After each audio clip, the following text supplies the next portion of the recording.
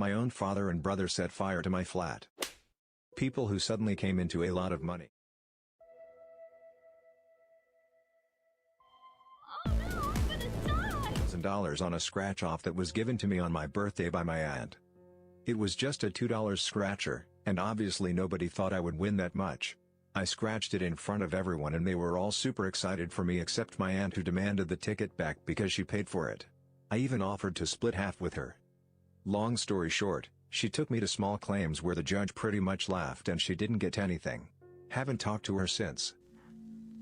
I unexpectedly inherited about 4 years worth of take-home pay. Before I knew how much it would be, I told my best friend I'd be getting a few $1,000s. She immediately asked me to take her on a trip to Europe. That was the biggest thing she asked for, but she made other small requests as well. When the money came through, and it was a lot more than I'd anticipated, I did not tell my friend. Instead, I started distancing myself from her. I also did not tell any of my other friends. I did tell my boyfriend. He did not ask for anything. I took him on a trip to Europe. My money came in the form of accidental death inheritance after my dad died in a motorcycle crash. His girlfriend at the time was furious that he left everything to me. She tried to convince me to give her money, and when I refused, she took everything, and I mean everything, from his house overnight. She rented 2 U-Hauls and her brother raided the place. Furniture, household supplies, food, clothes, everything was gone.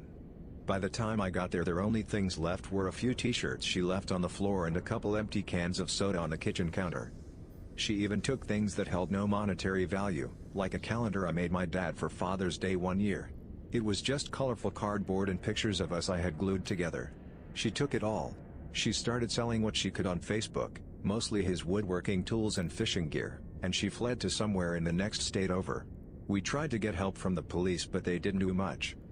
She did a lot of other things that were bigger legal issues, I guess. For instance, she ran a fake GoFundMe claiming the funds were going to his funeral and managed to get over 10 grand from his coworkers, but I'm the one who paid for the services. Last I heard, they finally found her in some woodsy town, but I don't know what happened. It's honestly too emotional to deal with, and I've accepted the fact that she most likely destroyed or sold everything already anyway. It's been 2 years since this all happened. It's horribly sad, though. So a few years out of college, my girlfriend and I were living in a sort of large communal apartment with 5 other people, 2 bedrooms, 2 couches in the common area. I had just gotten a significant promotion at my job and that situation was exceptionally below my means, but my girlfriend was convinced that these were her people and they were all going to become great philosophy writers and poets by living together and sharing experiences. They were all unemployed or underemployed, and experienced moochers, so I was very careful not to let them know I was saving large sums of money with the intent of moving out soon, and taking my girlfriend with me, or not. One day the other couple had an argument about rent, and to try and keep them from coming to blows, my girlfriend promised them that I'd cover it for them and showed them one of my pay stubs, which I guess they showed everyone else. I got home from work and walked right into an apartment meeting ambush, where everyone else informed me that they wanted me to contribute more meaningfully and they'd put it to a vote before I got back. I told them that I was already paying for their food, that they kept guilting my girlfriend into buying for them, topping up the apartment emergency fund instead of stealing from it like the rest of them, and many other things, and that I wasn't going to cover other people's rent as well. The next day when I was at work, someone went into my room and destroyed my laptop, which was the only thing of value I owned at the time. I collected the few things I wanted to take, told my girlfriend I was breaking up with her, and walked out. I'm adopted, live in the USA, and an only child. I have an aunt that insists that because I'm not actually their child that I have no legal rights to my parents' estate, which is sizable. Go Dad. Little does she know, I stand to inherit it all per the family trust as sole beneficiary. My mother and her sisters haven't spoken in over a decade, and frankly my parents can't stand the rest of the family. I've seen them do some shady, underhanded dealings with each other when grandparents passed, and I'm preparing for war once my parents pass. It should be a short war. I once took second in a poker tournament and won $150,000. There was an audience of about 200 people when it finished. Common practice was people ask winners for a lucky chip. I was almost mobbed by people begging for lucky chips as I left the casino. Had to be escorted by security and paid a friend $300 to follow me in their car, and we drove all over town for 2 hours to make sure nobody was following me home. My grandma died a week before Christmas, and she left her house and 1/4 of her small fortune to me. The rest of the money went to my brother and my 2 cousins. My uncles and aunts have been a pain in my back ever since, claiming that the money and house are theirs, etc. And I've also been approached by people who I haven't seen or talked in a while. Even my ex, who dumped me for some douchebag rugby player, started talking to me again and inviting me to places, and she's still dating the same guy. Anyway, I'm not naive enough to lend those people money or befriend even. Luckily I have good friends and my brother as advisors. So when I started dating my boyfriend, I didn't know just how rich he was. We were both 25. By this point he had already made his insane fortune and was quietly investing it whilst working as a primary school teacher because he enjoys teaching and is very talented with kids. After about 8 months of dating, he finally opens up to me about his finances. He is an extremely modest person and uses his money almost exclusively for charity and investing in environmental technology. We had been planning on going to Malaysia and I was a bit stressed at how to budget my money for the trip. Anyways, long story short, he said it took time for him to tell me because he wanted to make sure I loved him for who he is, which was and still is true. Showed me his investments and private account statements, and I'm not going to lie, I got aroused looking at them. By the age of 24 he had basically broken the £100 million liquid worth mark, and it was still growing. After this we go on the best holiday of my life. I've grown up lower middle class my whole life, so suddenly flying in first class and living a 5-star life in Malaysia for about a month without a care in the world was something else. Anyways, as people do, we put pictures up on Instagram and Facebook. Suddenly I get bombarded by people saying since when did I get rich and if I had spare money laying around. My own aunt knocked on my door at 4 a.m. and slapped me in the face for lying about my money and tried to get her son to barge into my flat. Thankfully my boyfriend was there. He absolutely ruined them both. After this she went around telling all of my relatives I had been hiding my wealth and refused to pay for my little sister's treatment before she died. She passed before I met my boyfriend and the treatment likely wouldn't have worked. This hurt me a lot, and for some reason my family took her side. I cut them off and about 2 weeks later someone set fire to my flat. My neighbor's kids ended up in hospital. Thanks to security cameras and an eyewitness, my own father and brother got jail time. I went from thinking about all the possibilities of the great stuff I could do for my family with the money to almost being killed by them and cutting them out within a few weeks. It sucks how money changes people. I inherited my beloved grandma's house alongside with some other properties. As the house and the properties are near a very rapidly developing city, prices have skyrocketed and lead to me inheriting about $1.5 million in value. That may sound awesome at first, but it truly isn't. The house is a very old brick house, built in the late 1700s, and the properties are so small and widely distributed I can't really sell them for a good price. As the house is a listed historical building, every little repair has to be done by state-approved professionals for restoration and conservation of old buildings, which basically doubles if not even triples the costs. I rented it out, but the rent I get is barely enough to cover the costs of repairs, insurance, etc. I am lucky if I get even by the end of the year. But as this house is where my family used to live for the last 4 generations before my dad bought the ranch and moved there with my mum, I want to keep it in the family as long as possible. Now, somehow, word has spread that I inherited a lot of money. I did my best to stop these rumors, but it didn't work out. I've never had many friends, but the ones I have are true quality friends. They will do everything for me and I will do everything for them. After I got the house and the rumors spread, I got invitations to dinner in some really fancy restaurants. I was invited to sport events, I don't even like sports, and some other very costly activities. All these came from people who claimed to be my friends. Needless to say, they expected me to pay for everything. You've got so much money, what do these $500 matter to you? I'll pay you back sometimes, etc. The common phrases I got to hear. The best one were, "You are way too young, 28 BTW, to have this kind of money, so just give it to us. You don't deserve to have so much money. You have never worked a day in your life. Been working at the power plant since I was an apprentice at 16, worked my way up to deputy manager and shift supervisor, while the guy this came from was unemployed as long as I can remember and lived from welfare. I have now learned who to trust and to spot telltale signs of vultures." So, I knew this girl who was a sex worker, had known her for years, and we had even briefly dated before she got into that line of work. She was always really open about what she was doing, and that she enjoyed it, which I believed because this woman was a freak, in a good way. In fact, one of the reasons things hadn't worked out was that she was way too kinky for me, and I'm pretty open-minded. She always explained it to me like this: I would be a total slut either way, so why not get paid for it and not have to work? Fair enough, I didn't question it. Fast forward like 10 years, and I had inherited a bunch of money. Not like obscenely wealthy, but enough to really change my lifestyle. And I still talk to my friend regularly, even though we live in different parts of the country. She was one of the few people who was there for me consistently through some really dark times, and I was there for her in the same way, and I really valued her friendship. She started talking about how she wasn't young anymore, and she wasn't happy anymore doing what she was doing and wanted to change directions. You probably can guess where this was going. She had a plan that seemed pretty good. I was also in the midst of intentionally drinking myself to death, and I was pretty sure I was going to die soon. I came very close, so I didn't really care about money. I ended up giving her $10,000 that she needed to go back to school, not a loan, just gave it to her. I don't know what she spent it on, drugs probably, but she didn't go back to school. She abruptly cut off contact with me, after 12 years, and that was that. Obviously I didn't die, although as I said I came extremely close. I still have money, so I'm not even mad about that. And she was legitimately a huge support in my life for a long time, when there was no expectation of her ever getting anything out of it, so I'm still grateful for that. I think her demons just got the best of her, and she's probably really ashamed or maybe even dead, but it was such a painful betrayal.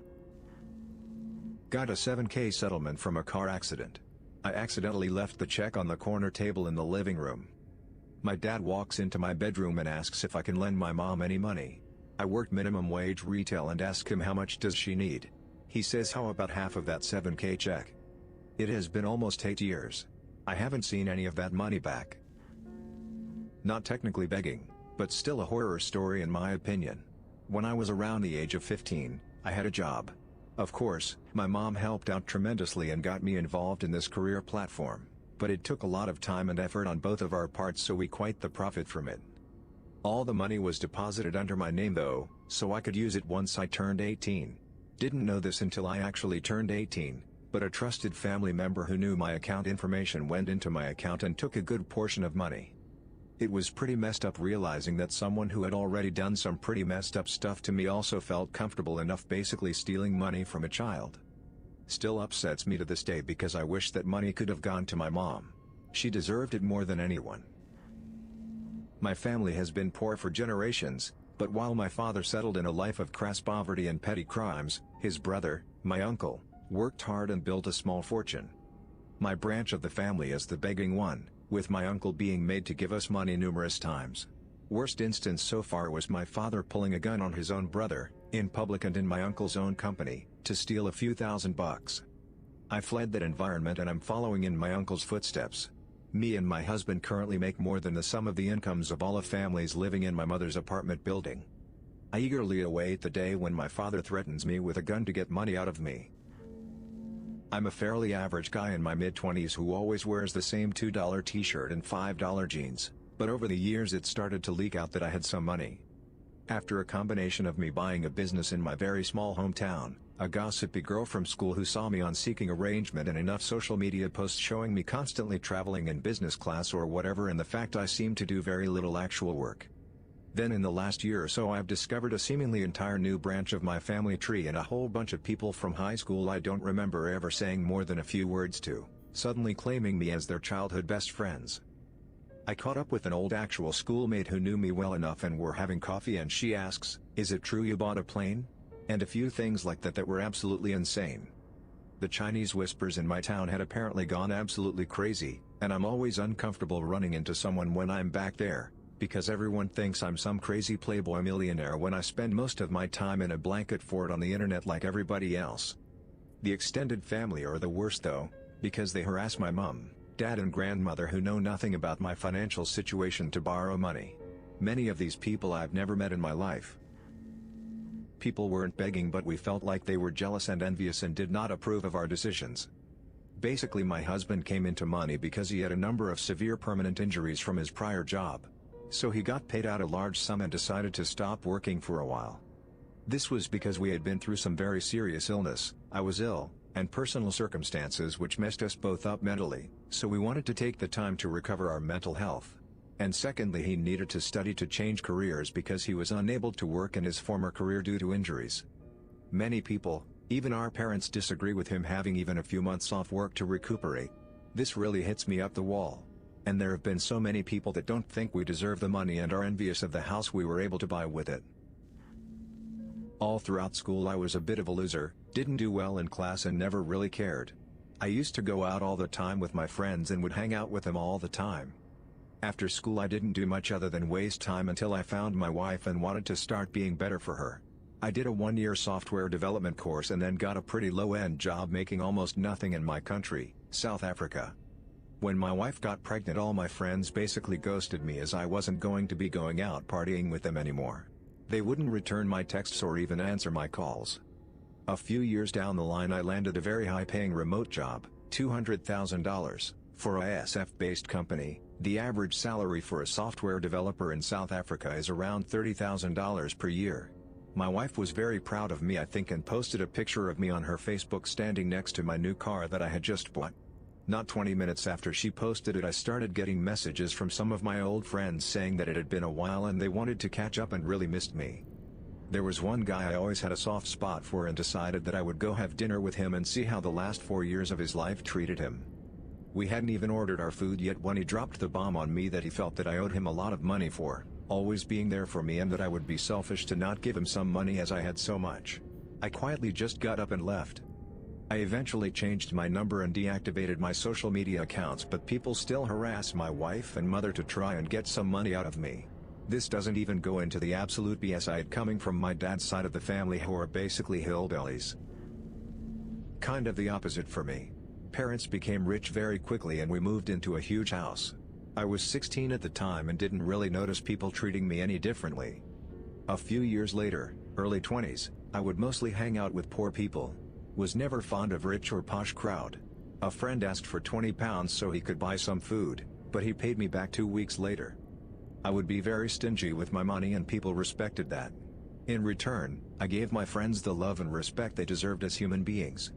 In fact, people have been more generous to me over the years than I have been to them. Especially poorer people. I often wish I was a better person and did more for others. Slowly getting there. I'm 30 now. My mom has this ugly football-themed van.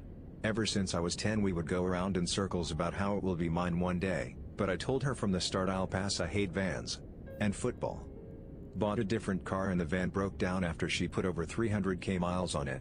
I get my first income tax, which was almost 3k, and she tries to sell me the van for 2k. I tell her no and she drops it to 1,000 since I can easily afford it. I still refuse, and less than an hour later she sends me a picture of a 1,200 dog for sale with "This is what I want for my birthday. He's in Kentucky, I'll send you the address." She wanted to use my money to get a dog and was hoping to be sneaky and trick me into buying a broken ugly van to fund her multi-state trip to pick up her dream dog. She didn't speak to me for months after, and still tries to sell me that pass for more than it was worth when it ran. At age 20 I was earning £24,000 in an IT job, which doesn't seem like much, but when all your friends are taking home £200 a week and you're pulling in 2k a month, it's a noticeable difference.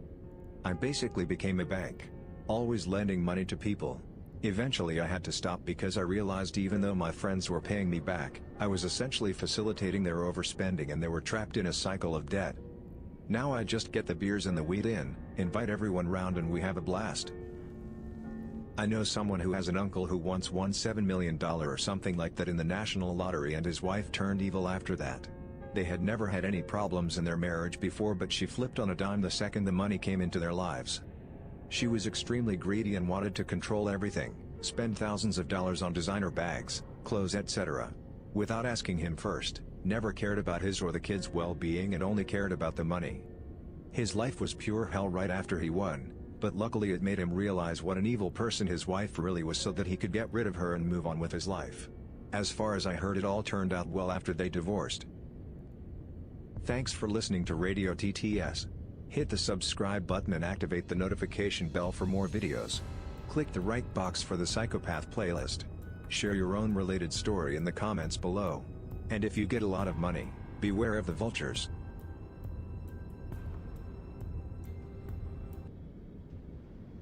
He was extremely good looking, but not to me, because I saw what he was under the skin. People related to a psychopath, what is your creepiest moment? My nephew, through marriage, is a crazy little shit. Once, the entire family was playing hide and seek. He was around 9. He didn't like where I hid, so he flew into a rage. He tried to hit me. I grabbed his wrist and twisted just enough to subdue him. He screamed like a freaking maniac. I released him. He then ran into another room stating he needed his Nerf gun to shoot me because he shoots people whenever he's mad.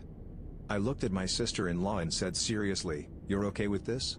Her response was that his rage was my fault, I had no right to touch him, and that I should have just let him hit me since he's only a boy. I told her, quite firmly, that if her crazy little bastard ever even gave the appearance of causing harm to one of my children, that I would put him down like a rabid dog. Fortunately, I guess, her husband, my wife's parents and everyone else present told her that she was wrong, her kid was nuts, and that this was a serious red flag. Flash forward 2 years. Kid is still crazy, but that's everyone else's problem because he's still just a boy. I'm staying at their house.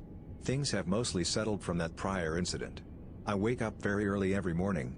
So around 4:30, I find myself awake. I don't want to get up and wake up everyone else, so I just sort of lie there and meditate.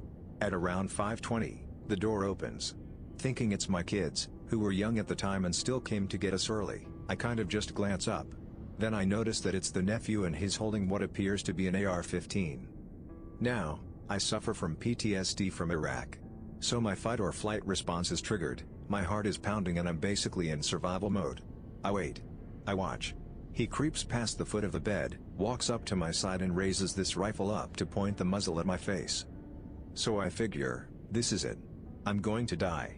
Today it ends. The only goal I have for myself right now is to prevent him from harming my wife and kids. He raises it up and the muzzle is a few inches from my face. I reached up, I grabbed the muzzle and I pushed as hard as I could, sending the butt into the little psycho's face. His nose is bleeding, he's crying, he's screaming about how he's going to kill me, how I'm dead, etc. So now everyone is awake. Lights are flipped on and I see that it's a toy rifle made to look like an AR-15. Apparently, this little psycho was planning to stick the muzzle in my face and pull the trigger to scare the crap out of me with flashing lights and electronic gun sounds. I feel somewhat torn. On the one hand, I just broke an 11-year-old's nose for playing with a toy gun. On the other hand, the kid had all of these tells that he was dangerous and what he was doing was super creepy and yet another red flag. My sister-in-law was pissed. Her chosen narrative is that I'm a mentally unstable lunatic who is a danger to all children.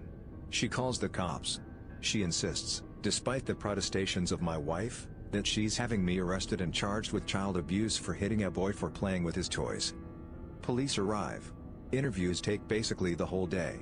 I'm a little worried that, getting arrested aside, I might not be able to leave this place and go home the next day as planned because these cops might not be done with their investigation. Fortunately, it didn't play out that way. See, this little we need to talk about Kevin Butthole wasn't just a crazy shit around me like in the movies. He was a crazy little shit everywhere and had been for years. The police had a file on him because the school was required to call the police every time he threatened a school shooting, which was often. I laid out my version of events much like I did here. I didn't see him and have a flashback thinking he was an insurgent. I saw him, I knew what he is going through his head, and I wanted to try to prevent him from killing my family. They did let me go home on schedule.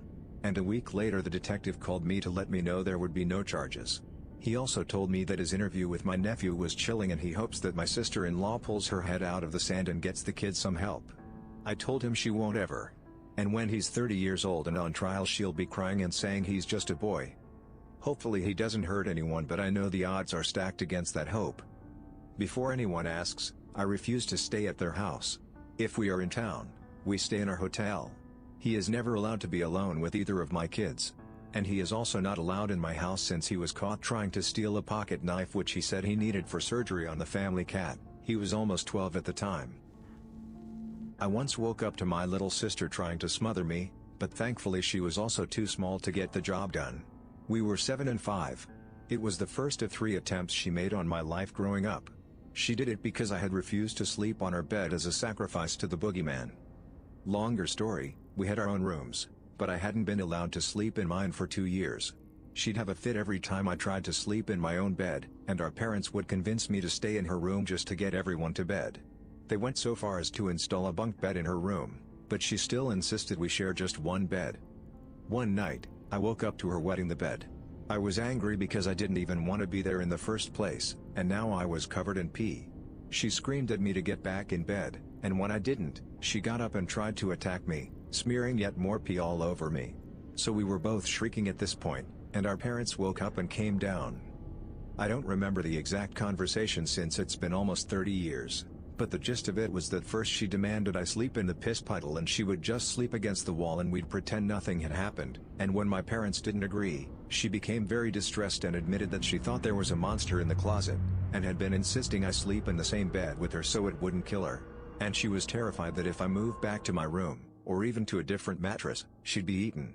Remember, she's only 5. My parents pulled the mattress off the top bunk and dragged the P1 outside and convinced me to be a good big sister and defend her from the monster. Reluctantly, I let myself be shuffled back into bed with her. I don't remember if it was that night or the next night, but as soon as we were alone, she whispered to me that she makes me sleep on the same mattress with her because someday the monster will come out to eat one of us, and she's going to escape while it's eating me. Without a word, I got up and moved to my room. I was willing to be there to defend her from her monster, but not to be a distraction for it. When our parents came down to investigate the screaming, I refused to move back to her room, and they finally relented. Later that night, I woke up because I couldn't breathe.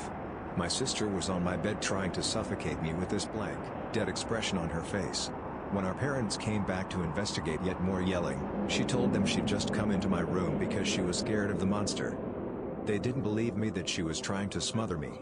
I started sleeping with my door locked. I didn't think my sister would murder me, per se, because she enjoyed abusing me too much to straight up kill me. One of the biggest things that sticks out from my childhood growing up with her abuse was occasionally if I was sitting on the couch, back of couch facing kitchen, she'd come up behind me and run a butcher knife along my shoulders and neck until I turned around and realized she had a knife. I think she just enjoyed the fear in me realizing what was going on, that look of oh my god, that was a knife? Why the hell do you have a knife? My sister did stuff like this my whole childhood, and even after she was 19 and I was 17 she'd do crazy stuff like throwing a knife across the living room at me if she was mad enough at me. I cut contact with her as soon as I was able to leave at 18.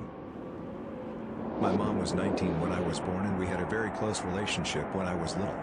She was always more of a friend than a mom, and that's just how our relationship was. Before my stepdad, I was always sarcastic all the time, and we joked around a lot. One morning my mom asked me to take the pizza boxes from last night's dinner out to the garage where we put the cardboard recycling. I jokingly told her no as I gathered up the boxes to take them out. I took them out, put them on top of the stack of other cardboard, and turned around to go back into the house and I bumped into my stepdad who had come in behind me without me noticing.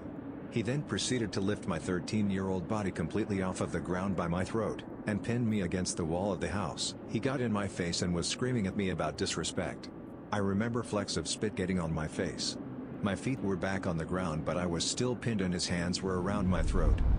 I was able to get one of his hands in my mouth and I was biting and scratching him. I don't remember what happened next. I don't remember how I got to school. The next thing I remember is sobbing in a private ensemble room in the band hall. My mom still doesn't believe me. Over the next 2 years he continuously got worse and permanently destroyed my relationship with my mother. I started sleeping with a knife under my pillow when he was home. I started running away and doing drugs. Eventually my behavior became bad enough that my mom sent me to live with my biological father. Life is better now. I am safe.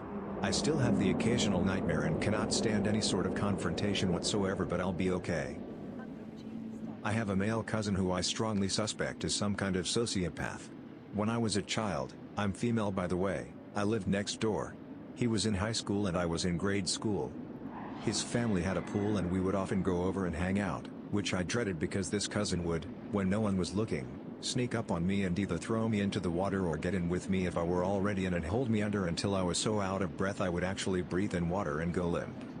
He would pull me up with me coughing and choking or I would claw desperately gasping for breath. He was laughing all the way. It was horrendous and it was creepy how jovial his expression was. He did this all the time and his parents or one of mine, usually my grandmother, would either mildly admonish him if caught or he would do it when no one was around. For some reason I was afraid to tell the extent of his abuses. There were smaller things, little acts of harassment like scaring me, taking my stuff, pulling my hair, taunting me, but the near drownings were the worst. This all went down at the ages of me being 5 to 9 and him 14 to 18. He also picked me up and literally held me, feet first, over the railing of the Royal Gorge Bridge on a family vacation. I think I went into shock and I just recall becoming very still. For that he did get in trouble at least. He apologized because he was forced, but his eyes were always kind of dead but with a sparkle if he were doing something egregious. Like a happy kind of twinkle. Oh yeah, once he had his brother hold me down while he poured tequila down my throat. He did get caught for that because I had to go to the ER. As a kid he was always running away and once killed a stray cat by choking it with barbed wire. He had on some kind of leather gloves. Weird thing is that all the neighborhood boys thought it was cool rather than call out as crazy. When he turned 16 and drove he would purposefully run over stray animals and laugh and brag about it. No one did anything. Enablers for sure. Talk about normalizing or minimizing bizarre behavior. He was extremely good looking like model material, but not to me. Because I saw what he was under the skin. The high school quarterback, adored by all. Girls fought over him. He played football on a scholarship at a Division I SEC school, but suffered a knee injury that ended his career. In high school and college he was always getting in trouble, frequent fights and DUIs, but he got bailed out every time and again, probably due to his athletic ability. It was swept under the rug. He also bragged he had his girlfriends do his schoolwork. He has been married 3 times and has stuck with his 3rd wife who is a martyr type. Scary thing is he is now a high school football coach and has been for decades and was just promoted to assistant principal. Scary, because I think he has no business working with minors. My mom, brother, and I came home to find all of my mother's diplomas and certificates had been gathered into a pile on the floor of our shared bedroom and burned. My mom is blind and had not been given much schooling as a child, so she worked her butt off once we were in school to get an education. Unfortunately, at this time we were forced to live with my grandmother and 2 mentally ill uncles. One of the uncles had a grow room, and the other didn't approve of pot, so he destroyed the room and blamed my mother. Dealer uncle became enraged and decided to burn my mom's certificates because you destroyed something I love, so I destroyed something you love. Your kids are next. This was a week after he shot my brother's cat because he was angry she had kittens in his boat. I've blocked out the next couple of weeks because apparently they were pretty bad, but I'm told that we had to disappear that night with only what we could carry in garbage bags. Not a family member, but my mother dated a crazy person after her divorce. We moved into an apartment and he moved in with us not long after. He had long hair and blue eyes and a beard and was the spitting image of white Jesus. And he took it to heart after a few people told him about the resemblance. He pulled me aside one day and told me that he had a secret and he wanted to tell me, but I couldn't tell anyone else because the government was looking for him. He confided in me that he was in fact Jesus Christ and that he escaped from a government facility after being captured in 1964. He said he escaped with the help of the Pope during his visit to the USA. The Pope's private security force broke him out, and once he was free the Pope advised him to blend in with regular people. He said the Pope told him to not draw any attention to himself. So no miracles, and tell no one. But he trusted me with this information. Jesus Christ was a roofer, in case you were curious. He constantly carried around his roofing hammer and one day it went missing. Jesus lost his mind. He locked my mother, my girlfriend, and myself in our apartment until it was found. This lasted 3 days. I was 18 at the time and was much larger than him and would have had no problem physically removing Jesus from our apartment, but my mother insisted he was having a mental episode and if I hurt him or did anything it may mess him up even worse. Turns out he left the hammer, which is really pretty much a hatchet, at a job site and a coworker drove over to return it. I sat there like an idiot and watched this guy hand an axe to this lunatic and did nothing. Big mistake. Our 3-day-long lockdown turned into 5 days. The final 2 days was this illiterate nutcase attempting to read aloud from the Bible, getting maybe 1 in 5 words right. Remember in school when the teacher would have people read aloud and go around the room and there was always a dude you knew couldn't read, and his part would last 10 times longer than everyone else's part? Imagine that for 48 hours. Jesus would only let us eat bread and water. And the bread ran out quickly. There was a lake outside our apartment and on the 5th day Jesus was looking through the blinds at the lake and called me over to him. He confided in me again. He said, "You know I can walk right across that lake and right up into heaven." I replied, "If you do that I'll follow you anywhere. Go for it, man, I would love to see you do that." My plan was to get him out of the apartment and lock the door so my mom and girlfriend would be safe. And pray to this guy's dad that I can run faster than him and make it to a payphone to call 911. He looked at me with his crazy eyes and said, "You trying to get me caught?" I said, "No miracles." He raised up his roofing hammer and told me the only way I was following him anywhere was in the afterlife. It was at that point I thought, I'm going to die, and then he is going to kill my mother and girlfriend. I came to the sudden realization that I no longer cared if Jesus' mental breakdown would be affected by me beating the crap out of him or not. That was no longer my problem. Mid-rant about some religious stuff about 2 inches from my face. I swung as hard as I could and punched him right in the sternum. He still had the hatchet cocked over his shoulder, like someone throwing a football, so the blow caused him to lose his balance and fall over a dining room chair. He crumpled in a heap and my mother, ever the cool head, screamed at me for hitting him. I had knocked the wind out of him and he was gasping for air. My mother assumed he was dying. I would learn later in adulthood my mother was not the brightest light bulb. My girlfriend booked out the door with me close behind after grabbing my mother's arm and dragging her out of the door. I called the police and they came and got him. Last I heard he was in a hospital after he locked himself in a bedroom still saying he was Jesus. He was committed after he used a metal throwing dart to pick veins out of his arm. Never did get to see him walk across that lake though. Listening to my dad trying to persuade my mom they should kill me. I was about 8 maybe. I was a difficult child and my dad often couldn't cope. I remember sitting on the stairs while they were in the lounge listening to their argument. Eventually he persuaded my mom, and I heard them moving so I ran upstairs to hide. My dad came up and dragged me into the lounge. He was holding me down on the floor shouting to my mom, "Do you want me to do it? I'll do it if you wanted me to." She was crying and couldn't decide.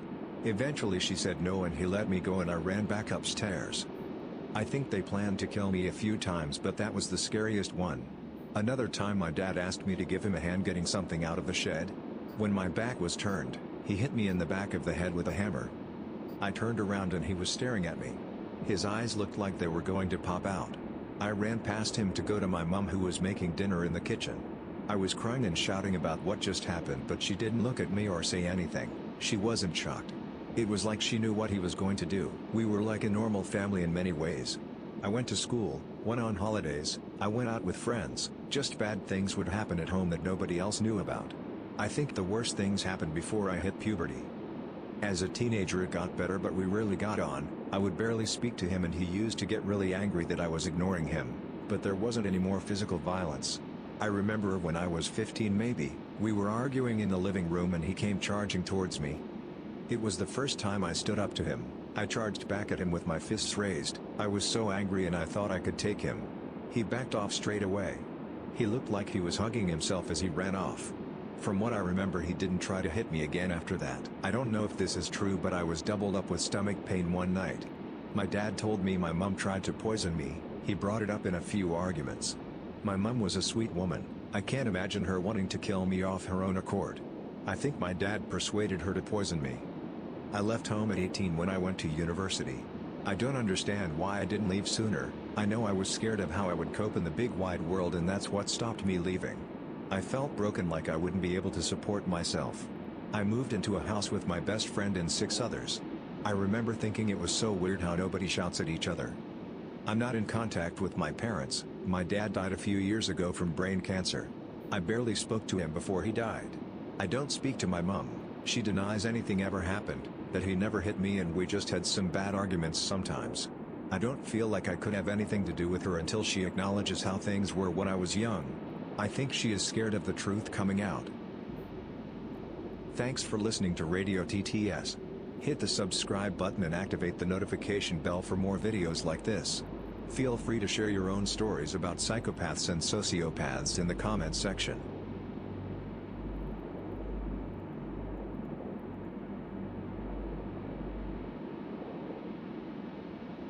If any of my previous employers knew half of the things I've done, I'd have been fired.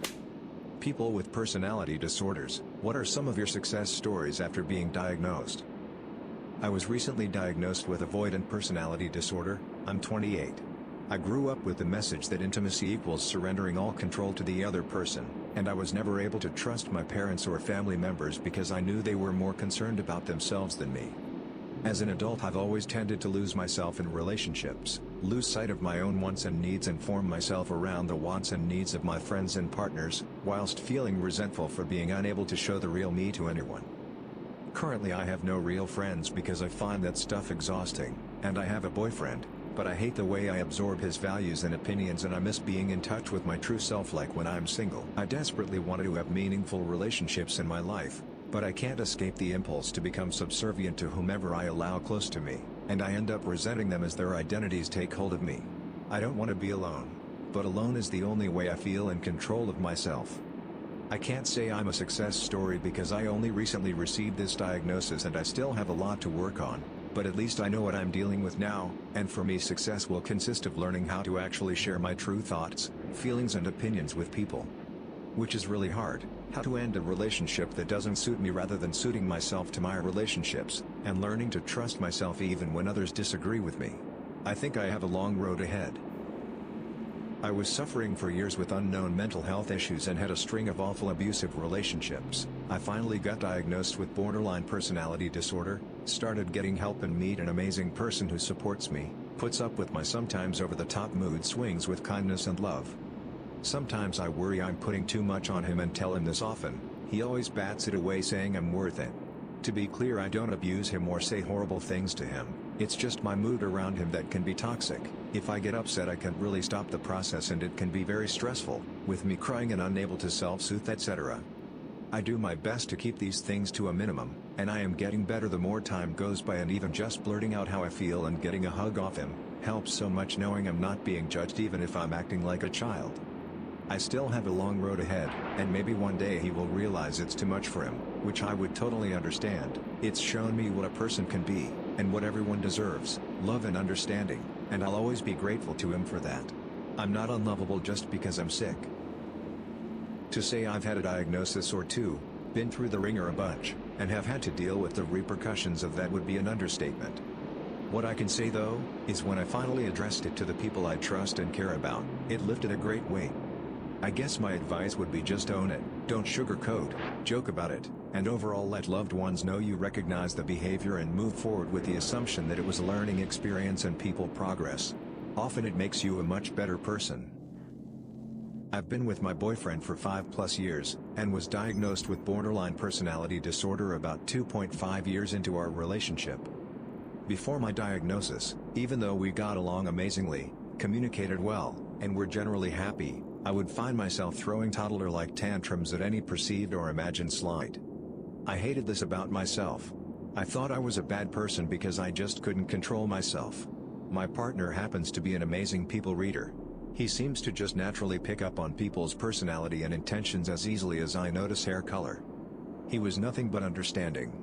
Even though we had little knowledge of mental health, we both knew something was off, and he was a constant support as I sought out treatment. I was diagnosed with borderline personality disorder and given a therapist who specialized in post-traumatic stress disorder in veterans. It turns out my flare-ups were somehow similar to a PTSD flashback. I was taught a bunch of techniques to use when I felt myself starting to flare out. It was also the first time I realized that my parents had been incredibly emotionally negligent. To the point where I hadn't actually learned to deal with emotions. What was accidentally taught instead was that if I am angry or sad, I am about to be yelled at. It's taken 3 years, but I've found the right combo of meds. I'm not cured, and I'm definitely not perfect. But I don't have flare-outs anymore. Sure, I sometimes raise my voice when I shouldn't, or get into a stupid argument with my boyfriend, but I'm working on myself every day and we're super solid, and super in love.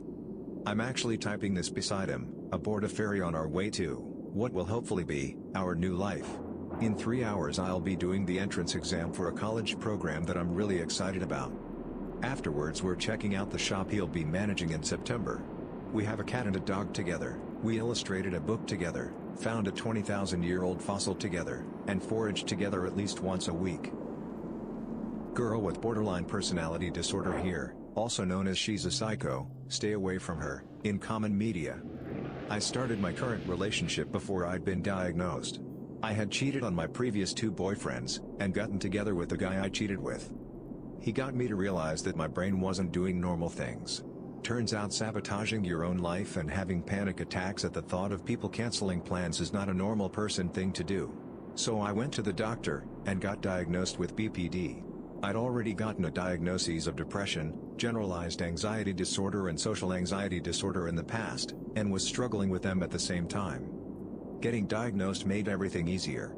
Suddenly I knew why I panicked every time people canceled plans. Why my emotions seemed to never match the situation, and why they were so strong. Why I decided to sabotage every relationship I had by cheating. And knowing the reason behind the actions meant that I could get better, and work to control my brain instead of it controlling me. He helped me work on my issues, and stuck by me. Helped me move out of my parents' place, which meant getting away from the abuse that had caused all of my mental health problems in the first place. Turns out that getting away from the source of the issues really helps with recovery. We're still together 5.5 years later, and looking to buy a house together soon. We own cats, and have talked about, and ultimately decided to wait another 5-ish years, starting a human family. I have antisocial personality disorder. I was initially self-diagnosed when I randomly was reading mental disorder descriptions, etc. I didn't realize that I was the problem for a long time. I just thought I was a little messed up, but that everyone was. Later, after connecting the dots, I could correspond every marker of ASPD to current and past behaviors, so I saw a doctor and got a real diagnosis. I'm not going to claim to speak for everyone, but this is how my mind works. Anything in the future is ephemeral. I can't get excited, scared, nervous, or happy about anything that isn't happening in the present, or within maybe a day. Because of this, I have an intensely hard time planning and following through with plans. I have gotten in trouble more than once due to unpaid parking tickets, not because I didn't have the money to pay them, but because I had no fear or anxiety about paying them. And I could easily compartmentalize the whole subject away. Of course, I did get arrested twice due to these, but I paid the fine then and got out. I have webs of lies, because I'm impulsive, and I impulsively lie. Sometimes lying is for my own gain, sometimes it's not. Sometimes I lie and only realize later, thinking back, that I lied to the person. I have never in my life felt guilty about lying, or anything really, despite torpedoing several different relationships. I will realize I lie, and make a goal to stop lying, and then I'll forget and have new lies to deal with. If I get an opportunity to do something I want in the moment, regardless of morality or legality, it's very, very hard to resist. I have no problem resisting if it's obvious I would get caught. But if I'm mostly certain I can get away with it, I'll do it. After doing it, I don't have any nervousness, guilt, or apprehension. I just deal with resulting problems as they come. I have extremely dulled emotions. I can count on one hand the number of times I've cried in my entire life. I don't feel fear unless it's immediate. Love is tricky, and I'm not sure if I feel love or if it's a mental obligation to maintain things that I feel I need, like family members. I don't like drama movies at all, because it's only interpersonal relationships, and those all ring hollow to me because I don't have any comparisons because I don't feel those things. I have maybe 1 or 2 friends, and they know my nature, if not my diagnosis. I don't do well with them, because I don't upkeep my relationships, because if there is an immediate distress or problem, then I don't care enough to work on it.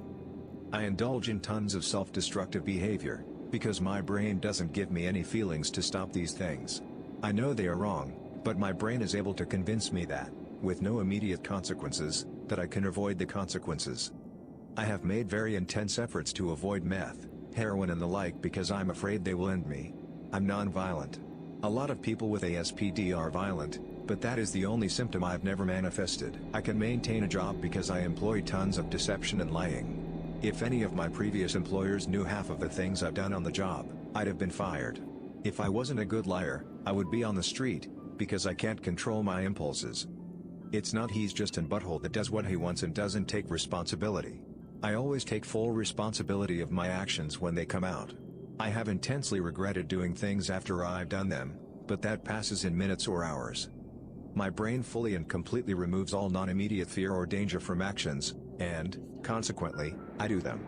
I resist doing tons of stuff, but I'm not even close to perfect. I've felt this way since I was a kid. I just didn't realize I was different in my own mind. To add a sprinkle of something I've witnessed, one of my good friends is a diagnosed sociopath, and he is very open about it and has stated he had to learn empathy. He is very self-destructive, but he is the most reliable person I know, and there are many people in his life that would do anything for him, myself included. His transparency helps us understand his behavior, and he is always open to discussing how his actions have made people feel. I have schizoid personality disorder and it's really not that interesting. I was also diagnosed with anxiety, depression, and schizophrenia, so those took priority. I didn't even realize I had it until I reread an old document years later. There's no real treatment for it, but finding out helped me understand myself better. Also, if you get a mental evaluation done, you should really get a professional to interpret it. Not antisocial disorder, but a very antisocial person. I'm a diagnosed autist with chronic depression due to childhood abuse. Where to start? I have this intense need to be alone, yet I hate to be lonely. I want to have friends, yet I hate any form of socializing. I feel like an empty shell. I combine different pieces of behavior and information to form some sense of me. I feel a different person depending whom I interact with, like some B-movie actor. So I hide everything that might make me different. Sometimes I fail, the mask cracks. When that happens, I avoid or ghost those people. I have no social instinct, everything needs to be done consciously. I understand that's my burden. The worst part is the loneliness. No matter how loving and understanding my friends, family and partner are, there's a lingering loneliness I can never shake off. I know they love me and I try to too. But the majority of the time it just doesn't seem to reach me. No sense of guilt to be found either. It's so hard to explain. I see it as most people's emotions, dreams, souls, whatever makes them floating in huge strings of soap balls on the wind of life. You know those kind kids blow. When meeting others, the balls bounce against each other, and when they become friends the soap balls stick. And sometimes, when we truly love each other, our soap balls merge together into a bigger one. Now I'm not in a ball of soap, I'm in a hard plastic ball, but I can see and understand them. I can see their dreams, their beings. They're sticking to me, yet they'll never merge with me. Is that still true understanding though? Something somewhere is disconnected, yet I can see the green grass on the other side never to be reached. Despite the messed up mess I am, I found an equally messed up person. She suffered from beatings and mental abuse herself. We have great comfort and understanding in each other through trauma. She's my people shield, since just existing on this earth for 5 hours drains all my energy to live there. I know it's very hard on her. One day I'm king of the world, the other a paranoid maniac. But being with her I finally understand what happiness can be. I just wish I had some turn-off button I can flick when I feel an episode coming up. I have post-traumatic stress disorder. Open and honest communication is the key to successful relationships. You see it thrown around so often because it's so true. Seeing a therapist has been the biggest success though. I found out I have terrible codependency. I used to get upset, anxious, or jump through hoops trying to cheer my significant other up when I noticed he was down, to the point of getting upset if he didn't respond well to my efforts. For anyone relating to this is codependency. Mine was caused by my parents constantly making me responsible for their moods. Your mood should rely on you only. Expecting the moods of others to be a certain way so you can feel good is a toxic trait. The advice that worked for me is to remember to give each other space when this happens. Now when I see my partner is down, I give him space. I cook our dinner, clean up, and then go do my own thing, whether that's gardening, watching something, or reading. Ever since I've started, I've noticed a lot of tension has been squashed. The biggest success was our sex life though.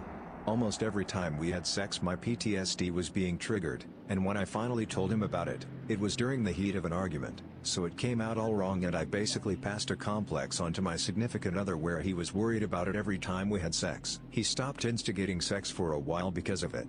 This gave me some super mixed feelings, even to the point that I convinced myself he was cheating on me. This was what led me to my first appointment with my therapist.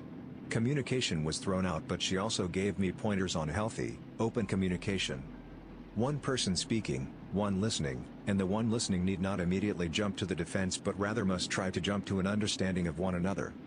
Since then our sex life is basically as strong as it was during the honeymoon phase. It feels like I've been reborn since going to therapy. Thanks for listening to Radio TTS. Hit the subscribe button and activate the notification bell for more videos like this. And let me know your thoughts on the topic in the comments below.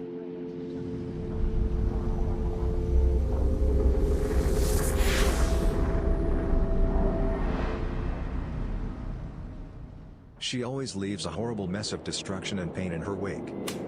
Parents of sociopaths, psychopaths, or people who have done terrible things, how do you feel about your offspring? Warning, this content may be upsetting or disturbing to some audiences. I had my son when I was 21 years old. He was unplanned.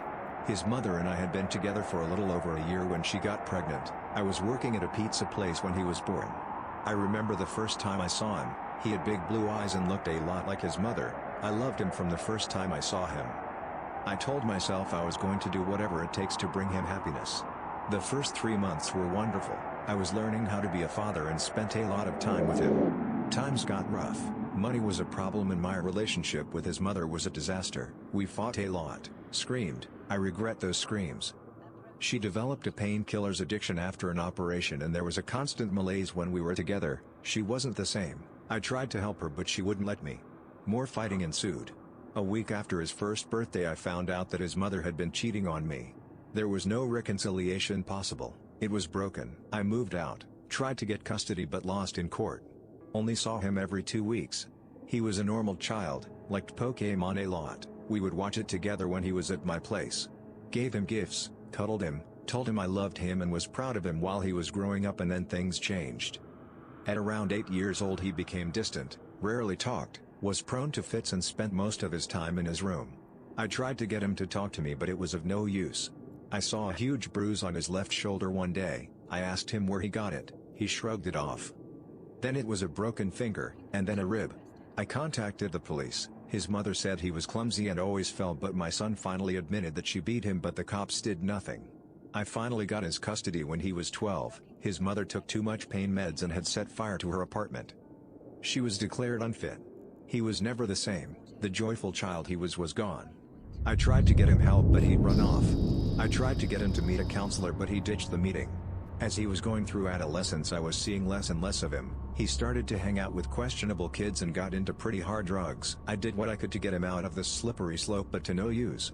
He hated me. The more I told him I loved him, the more he despised me. I found heroin needles on his room's floor. When I questioned him about it he pulled a knife at me, called me a piece of dog crap and ran away. He was 18. He never came back home. On October 8, 2009 I got a phone call I'll never forget. It was my son, calling from jail. "Help me Dad, they're saying I raped someone." My son had apparently picked a 14-year-old from the mall, told her he was some kind of talent scout, brought her to his friend's apartment, knocked her out, beat her and raped her mercilessly. He denied, claimed his innocence but evidence was overwhelming. I visited him in prison until one day I asked him why he did it. He looked at me with the coldest face and said I had too much free time on my hands and not enough vagina under my fists. I cried. He laughed. I have not seen him since. Keep in mind, first of all, that sociopath and psychopath aren't clinical diagnoses. I'm answering this using the commonly accepted laypeople's idea of this term. I adopted a 7-year-old boy about 14 years ago. It was the worst decision of my entire life. He was, and is, a sociopath. He lies. He steals. He hurts. He cheats. He can be incredibly superficially charming, but leaves a truly awe-inspiring wake of emotional and physical destruction behind him everywhere he goes. I say awe-inspiring because unless you've spent time around this, unless you truly understand how amazingly destructive this can be to a person's very self, you just don't get it. The psychiatrist during pre-adoption gave some warnings in her brief.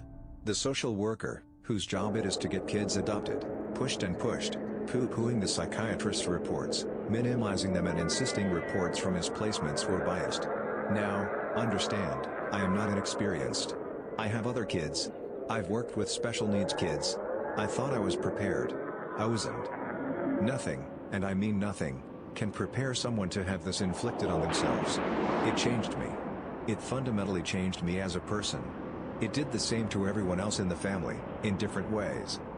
Friends tell me I am less outgoing, slower to laugh and smile and joke, less prone to trust, and far, far, too matter-of-fact and blasé about everything. I've developed the latter as a survival defense mechanism. One learns quickly, one simply cannot react emotionally to anything. At all. Ever. As it will be used brutally against you. Even when as a teen he steals your car, ignores you when confronting him in the driveway as he attempts to make his getaway, then runs over you in the process, hurting you fairly badly. And then driving away while you lie there screaming, and then coming back hours later, and acting as if literally nothing has happened. Even conning the authorities into thinking it was a silly accident despite testimony and another witness account. He has stolen more things than I can imagine from home. Game consoles, electronics, computers. He is indiscriminate.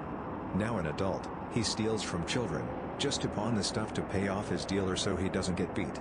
He's never held down a job for more than a week or two, and that only 3 or 4 times in his life. He survives by manipulating and stealing. But he knows it all and will tell everyone, and me, in detail, how they are doing everything wrong and how easy it is to be wealthy. He doesn't appear to see the irony at all. He lies like most people breathe. Literally, every word that comes out of his mouth is manipulative and untrue in some way. One learns to expect it. Nothing, at all, ever, is at face value. It is horrible. He is horrible. I hate him. But I love him. I spent so much time and effort trying to help. He returned the effort by hurting, manipulating, lying, stealing. I cannot help wishing he would get in a traffic accident, get stabbed, shot, beat up into a coma, disabled. I cannot help feeling like a horrible, disgusting human being, despite everything he's done, for even allowing myself to think this. But I still think it. Again and again. He is no longer living here, but every time nobody is home, we return wondering what will be missing or wrecked. He doesn't get caught, legally. He's just barely smart enough and charming enough to set up others instead, and somehow manage to keep himself out of trouble. Mostly. He's been tuned up by former friends, investigated, etc. But so far has managed to avoid serious repercussions. I have little doubt it will catch up with him eventually. Hopefully somebody won't be badly hurt or die before this happens. It's a constant nightmare. Slowly getting better as our lives move apart, and with the incredible help of friends and family to set and brutally enforce limits. He's a dangerous person though. I have absolutely no doubt whatsoever that one day I may wake up to a gunshot or a knife wound. Moral of the story. If there's any hint at all, of a kid having no ability for empathy, lack of remorse, no moral development, and incredibly superficially charming, then run. Run fast. Run hard. Run away and never, ever look back. Just get away. I think my mom is a sociopath. I was raised by my grandparents for the first 13 years of my life, but she was in and out for most of that time. When I was 5, her boyfriend tried to choke me to death. She was mad at the time, but afterwards, she didn't report it and we continued to stay with him. My grandpa used to hit me, and was constantly mean to me, made me sit on the floor, wouldn't let me talk around him, threw me outside by my hair, told me I was stupid, worthless, etc. That sucked, but when I went to live with my mother, who'd supposedly cleaned up her act, it got worse. Physical pain and terror are bad, and everything, but my mom tried to unmake me. Her crap messed with my mind, almost drove me insane. By the time I moved out, I was planning to murder her and then myself. And that would not have been the first, even the second time someone tried to kill her. She would act like she was the only person who ever loved me, not an unrealistic concept, considering how everybody else in our life treated me, then be needlessly cruel and nasty. She's a practicing anorexic, so we would crash diet together, and she always told me I would be so pretty if I just lost a few more pounds. When I tried to get recovery for my own anorexia, she was actively negative. She complained about what I was doing to myself when I started to gain weight. Whenever I would try and stand up to her, she would cry and complain that I was taking advantage of her, being a terrible daughter, breaking her heart, etc. Instead of beating on me like my grandpa did, she would torture me. Literally stuff that is against the Geneva Convention. She would keep me awake at night. She would tell me detailed plans for suicide.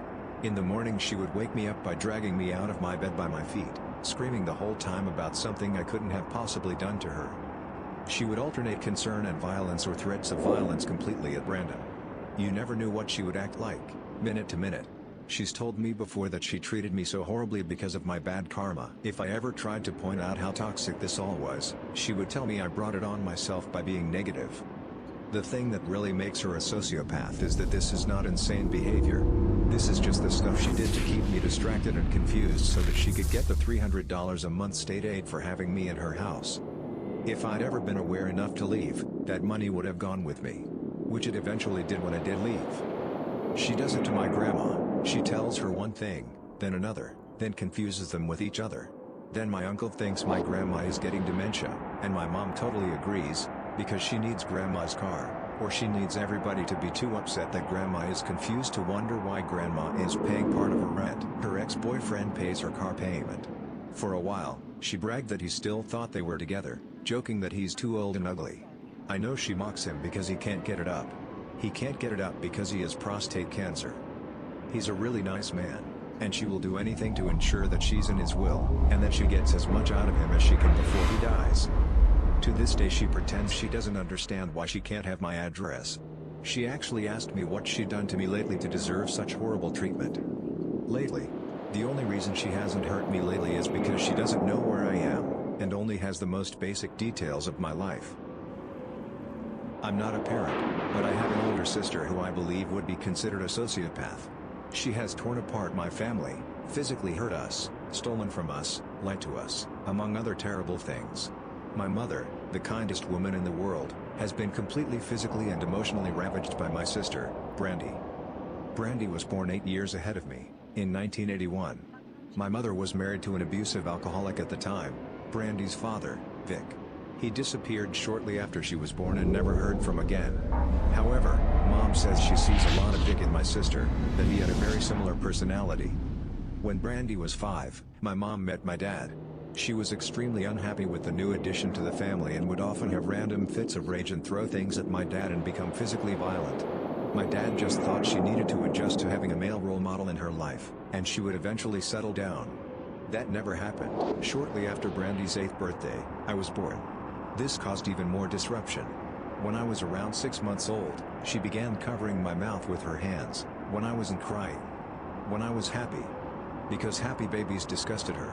She also began stealing my toys, blankets, and binkies, throwing them in the trash.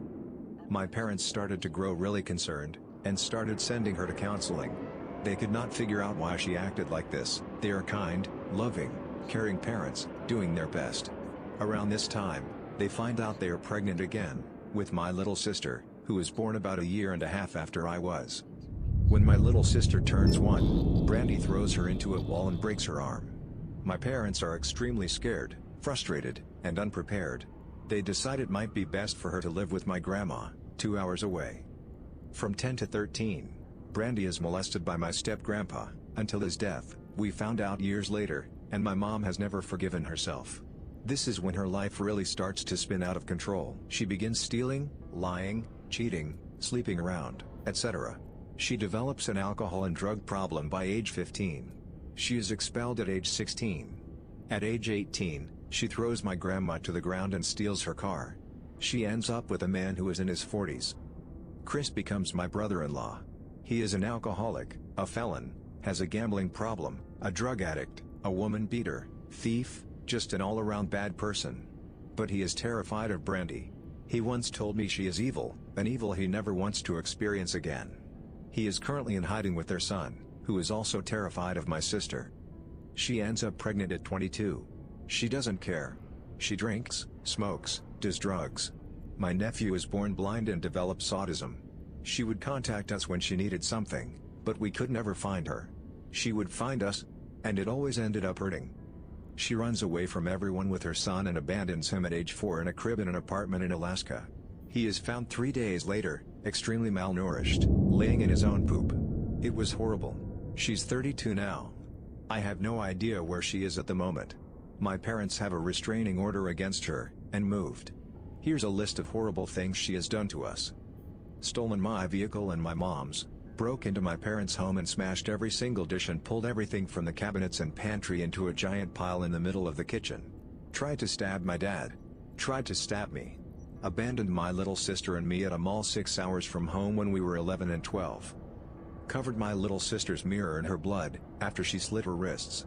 Tried to steal my identity. Accused my brother-in-law of raping her. Tried to smother my grandmother in the hospital, she blames everything on her, etc. She always leaves a horrible mess of destruction and pain in her wake. She cons people for fun. She uses women and men. I'm sure she's probably killed someone at some point in her life, or will. She is pretty and extremely charming, until she has a complete breakdown. I don't even know how to explain the feeling she gives me. It is on a level of creepy I have never experienced other than with her. Just her smile makes me want to vomit. My brother is schizophrenic, a drug abuser and an alcoholic. His schizophrenia was not diagnosed for a long time, and as a result he wasn't properly treated until very late in his life. Growing up with him was a nightmare. He would physically assault my sisters and I. He would steal money, he would take our bikes and wreck them. He would destroy things that he knew we liked. He would get raging drunk or stoned and launch into violent episodes every holiday. Hell, all the time, but the holidays really got him going. It once took 6 cops to wrestle him into submission to be hauled off to get medical or mental treatment. The best parts of my childhood, pre-getting my license, were when his butt was in various mental institutions. It meant we finally had peace in the house. The list of hurts, assaults, thefts, attacking any friends we allowed over, goes on and on and on, and it is very hard to fully articulate what it was like growing with him. I could list dozens and dozens of hurts that evil sack of crap did to my sisters and I, and each would not do justice to describing the living hell it was to deal with him. I have read stories about people having abusive parents, and it is the same sort of thing. My parents were divorced and my mom did her best, but what can one do with that, when you have to work all day and all you want to do at the end of the day is crash? The only good part of it all was that he consumed all of my mother's energy, so I was completely unsupervised, and when I got my license, I got myself a car and I was pretty much never home after. In the summer I would split for weeks. As a 16-year-old I drove to the Outer Banks of North Carolina from Charlottesville. It is about a 45 minutes drive, with nowhere to stay, and lived out of the car, crashing at friends' places, sleeping on porches of vacation homes for about a week. I did this with very little money and with no one knowing I had done it other a few friends I hung around with. I actually had a ton of fun in high school, and when I got to college I loved life. Mental illness is a serious disability, and living with a disabled person is a nightmare. My brother is in jail. He's adopted, which is only important because it means I can sleep at night knowing that I don't possess the potential that he has. He has ADHS, FA, FAD, OD, ODS, RAD, and is bipolar and very aggressive. He doesn't have a legal note that he's a sociopath, since he was put in prison before he was 18, but if you look up the definition, it describes him perfectly. The first time I realized that gave me chills. I could go into detail about him, but the short of it is, I hate him. He's my brother, and regardless of how he joined the family, that is a fact. But after he molested children and tried to kill my father, I stopped talking to him. That was 5 or 6 years ago, I've lost count. That boy ruined my family and stole my childhood. Instead of happy memories, I have the memories of our town's cops ingrained in my head. Instead of enjoying childhood, I had to know about my mother trying to kill herself and having my father coming and crying to me while I was barely a teenager. The worst part of it all is watching my parents. For everything my brother did to me, he was just who he was, a manipulative sociopath. For my parents, he was their son and they were doing everything they could do for him. Even after he tried to kill my dad is still his biggest advocate and believes he can change. It is heartbreaking to see. I know my parents are split in emotions depending on the day. Some days they believe he's making progress and will see the light. Those are the hardest, as I have to decide whether to remind them he's manipulating them to get what he wants, or if I should let them have false hope. Some days they feel the way I do, that he has driven them to bankruptcy, ruined their futures and made them miss their backburner daughter's life. I am a step-parent to a boy whom I believe to be a psychopath. I met his father 5.5 years ago, and my stepson, let's call him B, had just turned 2. I had my own son, known as E, who was 3. At the time B had just started throwing fits. We, of course, thought they were from the terrible twos. We thought it would stop. B's mom had always been in his life, but had never had custody. Just visitation, which was never regular, but she saw him at least once a month. She wasn't a horrible mother, and still isn't. But when she lived with anyone, she would foist all childcare responsibilities to that person. She also has bipolarity running in her family. They all pull crazy stunts, but for the most part, are just good enough to pass within societal standards. When B turned 3 he continued his fit throwing, but including urinating on things and himself to get revenge for punishment. We continued to discipline him with timeouts, spankings, or taking toys away, but we still thought it was just a phase. 3 months before he turned 4, B's father and I got married. We also started him in counseling. We kept him in it for a long while, even though it only seemed to make him worse. There was never a day without a fit. We also started him in a preschool for 3-year-olds. I also worked there, but not with him. I was ashamed/embarrassed because he constantly threw stuff, screaming, hitting, kicking fits over things like using the restroom, washing his hands, or putting toys away. We eventually couldn't afford his counseling anymore due to other medical bills. His behavior continued into kindergarten. His teacher believed he had ADD because he refused to pay attention and do his work. He eventually told the school counselor that he just didn't want to do it.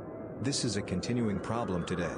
We battle over it constantly, and not just with schoolwork, but the basic kid things, personal hygiene, cleaning his room, chores, helping around the house at all, etc. He is now 7.5. He still throws screaming, raging fits. He also still urinates for revenge.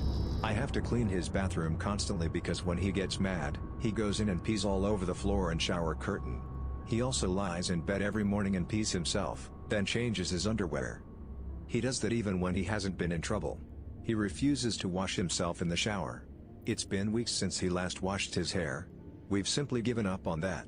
He refuses to do the majority of his homework. He constantly lies about everything. He makes up grand stories about all kinds of stuff, from things you can't really do in a Minecraft game to saying my mother punched him. He takes anything you say and twists it wildly around in his head, then throws it back at you, starting that you hate him or want him to die or want to kill him. He has ripped up his own clothing, his toys, his bedding, and anything else he can lay his hands on.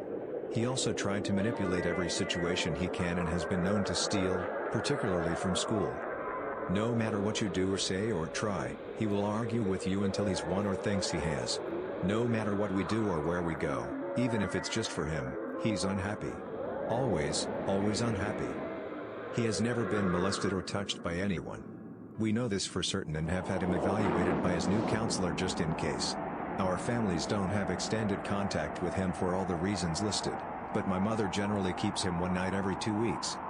His mother's family are hugely into bikers against child abuse. We know them all personally and no one new has come into his life. Plus, when he's with his mom, who is now a lesbian, he generally doesn't see her family much. The reason I'm telling this is because his latest terrible behavior is sexual.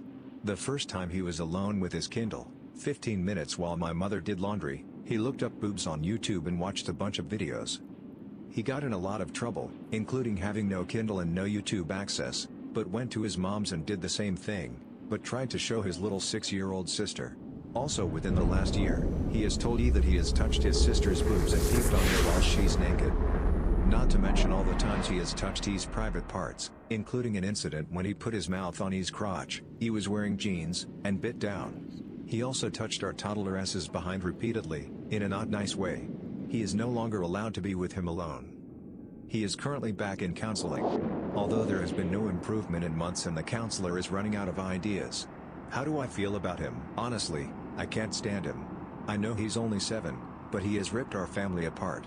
My husband and I are completely different people than we ever were. We are tired and stressed from the daily battle with him. We are sad and drained from our own feelings toward him. And we are guilty. So heavily and deeply guilty. My husband is especially guilty, feeling that he put this awful burden on me, E, and S. This is a child I have loved with my whole heart. I would say that at one time, I even loved him more than my son, E, but the continued conflict and screaming and hate he spews has caused me to retract a lot of that love. I'm a stay-at-home mom. I care for him every single day, all day. I will continue to do so, but when he turns 18, I'm not sure what will happen. My hope is that he gets better, but I honestly no longer believe that will ever happen. Thanks for listening to Radio TTS. Hit the subscribe button and activate the bell notification for more videos like this. And remember, not all people who are diagnosed as psychopaths behave like this. Many have been in therapy and live normal lives. Anyway, share your own psychopath or sociopath stories in the comments. He said, "If I ever see you with someone else, I'll shoot you in your pretty face." Friends of sociopaths and psychopaths, what was your most uncomfortable moment with them? My sister is a sociopath. It took me a lot of years to realize this and stop rationalizing it. I'm a diabetic and have been in comas. During the last one in 2015, after a year of no contact, she showed up at the hospital saying I had expressed to her that my wishes were do not resuscitate. About 12 of my friends shouted her down and I woke up 3 days later on my own. If I had coded during that time, however, there would have been a lot of gray area around if they were allowed to revive me. About 4 months later she took out a life insurance policy on me and asked me to sign it. I said no. I no longer speak to her. I dated someone who I now believe is a sociopath. The most uncomfortable thing while we were dating was that he would constantly whisper things in my ear in public, in earshot of other people, like, "Do you think I look hot right now? Or do you think I'm cool?" And the first few times I thought he was joking, so I laughed, and he'd get angry. He wanted a serious answer, He wanted me to tell him how much I wanted to jump his bones right there in front of all of our friends, while they were watching and listening.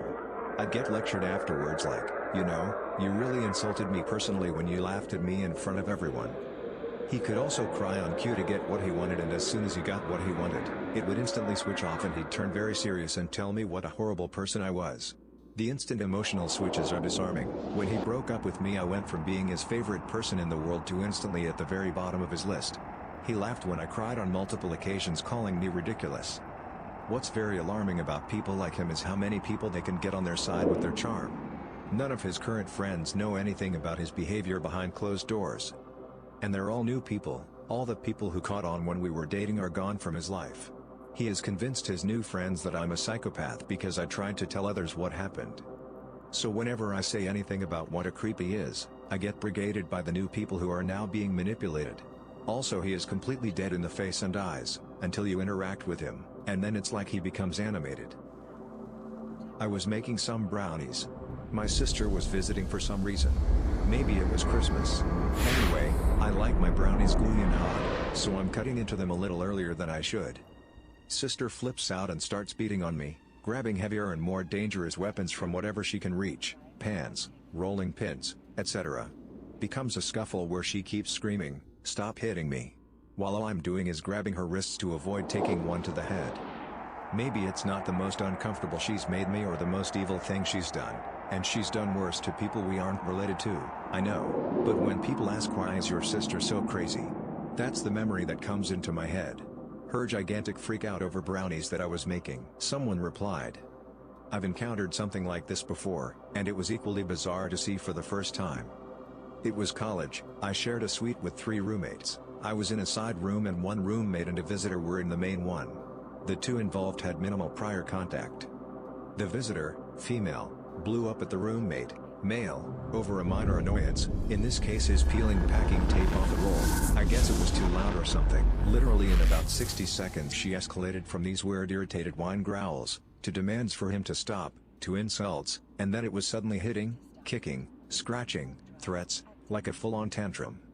Anytime that he did anything to defend himself, putting his arms up, grabbing at her wrists, pushing her back, she would start screaming in pain and saying things like "Stop, how could you do that?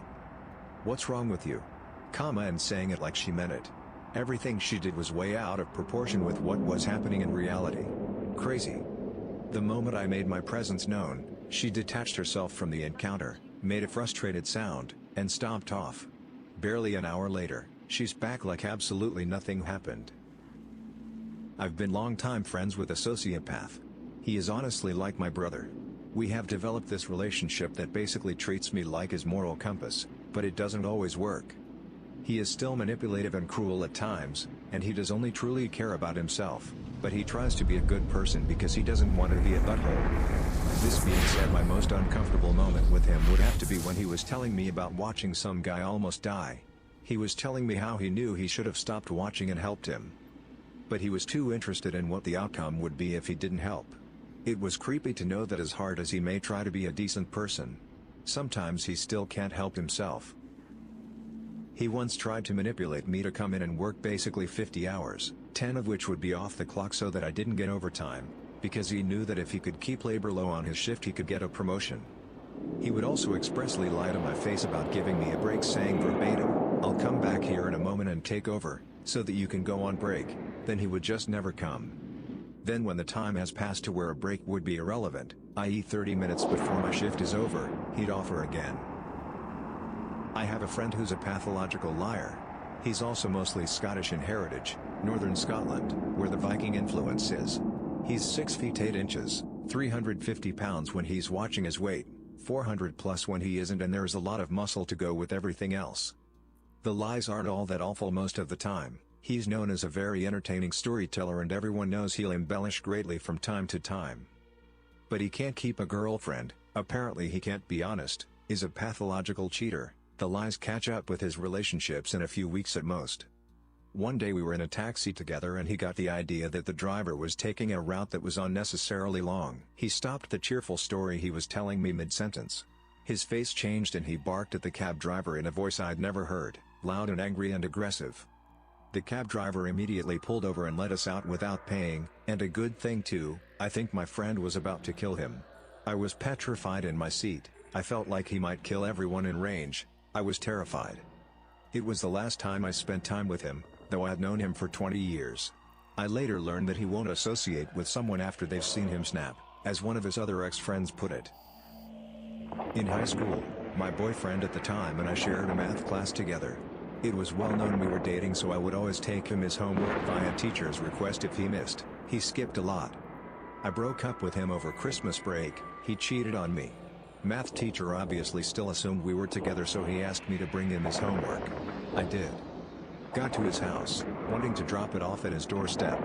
He told me to come in and explain it to him. He locked his bedroom door and started saying stuff like, "If I can't have you, then no one else can. I could get you back in a second.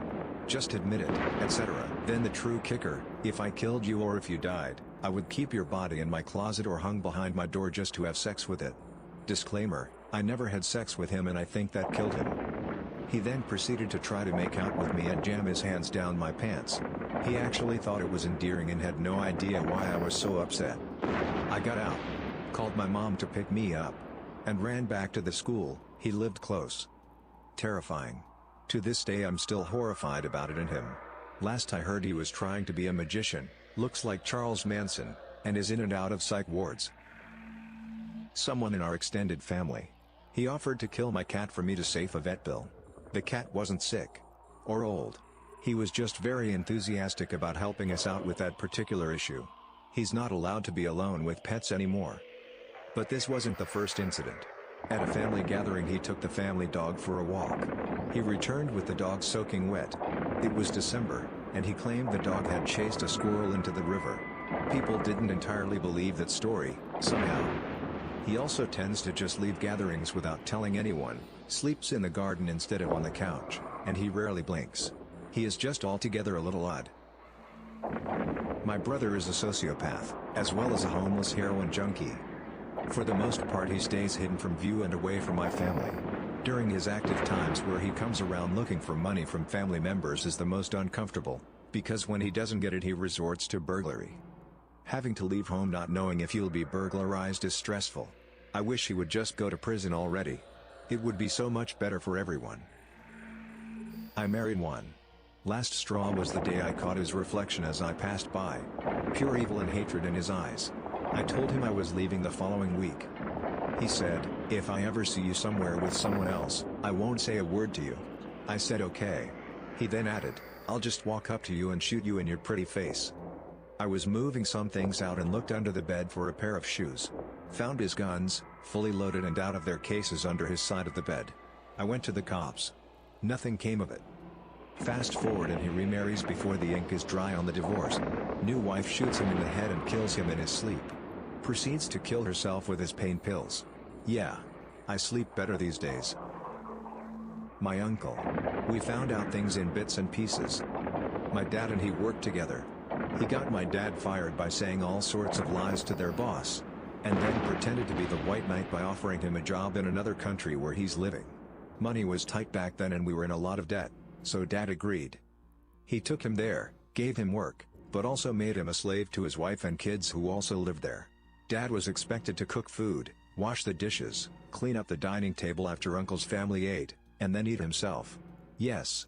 Dad didn't tell us until much later.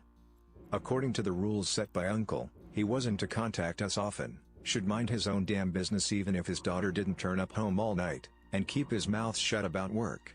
Dad was miserable there and we couldn't do much because, again, that job was a welcome relief to us. Uncle, meanwhile, would come every night to our home, have breakfast and dinner that my mom generously cooked because his family was abroad, while bitching about my dad in front of us. One day I had finally reached my breaking point and I started crying because I felt horrible for Dad, who was trying so hard to make things right for us.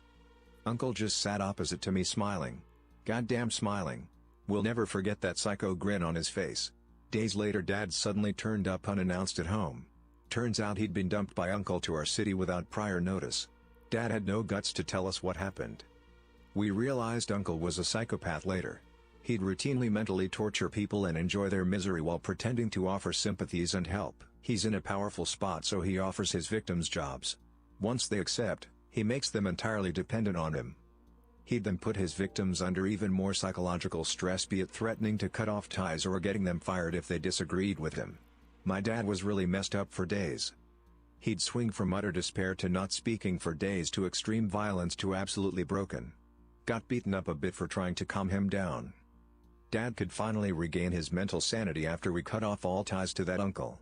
Last we heard, he wants to contact my dad because they're brothers and people realized what a piece of human excrement he is, so they avoid him too. Dad's like, oh hell nah. I remember from a very early age that my mom would just stand in the entrance to my room with a knife. This didn't happen very often, maybe 2 to 3 times a year. When I was 9, I finally asked her why she would do this. I'll never forget how she said this. She looked me dead in the eyes and said that I was a mistake and she was deciding if she should do what she should have done a long time ago. I asked to move in with my grandma a week later. Thinking about how she said it still gets my heart racing 22 years later. I don't know if I can accurately describe it, but every single hair on my body stood straight up. I was paralyzed with fear and I felt like if I moved too suddenly she would strike. Backstory: Mom had me when she was 16 and regularly told me that I ruined her life. She was a habitual drug user and alcoholic. She told me that if she had the money she would have had an abortion. I dated one a bit over a decade ago. He fits the description of a sociopath more than a psychopath, but he's also narcissistic. We dated on high school for a little over a year. Aside from the constant gaslighting, lies, manipulation and threats, he was basically a bad person who warped my mind so much that I actually believed I'd be nothing without him. Whether driving erratically with me in car when I questioned him, or threatening physical violence on me and my family if I broke up with him, he was truly terrifying by the end of our relationship. The absolutely most uncomfortable and terrifying moment was when he put a loaded hunting rifle in my face. He was addicted to weed. I don't believe weed's a dangerous drug at all, but he was so psychology warped that he believed he was going through severe physical and mental withdrawals if he went a day or two without smoking. One night he decided he was going to rob a small convenience store in his town for weed money. I stepped in front of his door to block his path and he pointed the gun at me. I bravely broke up with him a few days later, blocked him on social media, wouldn't answer his calls, and wouldn't answer the door when he showed up to my parents' house. It took months for him to get the point that I was serious. 12 years later and I still have nightmares of him. My sister feels nothing but rage. When she doesn't feel rage, she feels, literally, nothing. She spends her life manipulating everyone around her and satisfying that rage. She mercilessly abused me growing up. She tried to kill me 3 times before I moved out. No one believed me. Because I was older and larger, I was always considered to be the aggressor, even when I was being violently assaulted in my sleep. Living with her was a nightmare. The most uncomfortable moment between us wasn't something she did to me. It was something I considered doing to her. I'd been sent up to the crawl space to get an ornament. You could only access it from a ladder in the garage. When I grabbed it and turned around, she was at the top of the ladder, staring at me. There wasn't any room for her to come up, she was just waiting there. Staring. She told me to get out of the way, and I told her I couldn't. There wasn't room for 2 people in the crawl space. She'd have to go back down the ladder. She immediately switched to rage. She said she hated me, and she wasn't going to let me down from the crawl space. It was 110 degrees in there, and I was already exhausted. I remember thinking, she's at the top of a ladder, over a cement floor. I could make this stop. I'd just say it was an accident. I'm only 12. No one would convict me. As soon as I thought that, her face suddenly went blank, and she went back down the ladder. Thanks for listening to another Radio TTS episode about psychopaths. Hit the subscribe button and activate that bell to hear more stories like this. And please share your own stories in the comments below.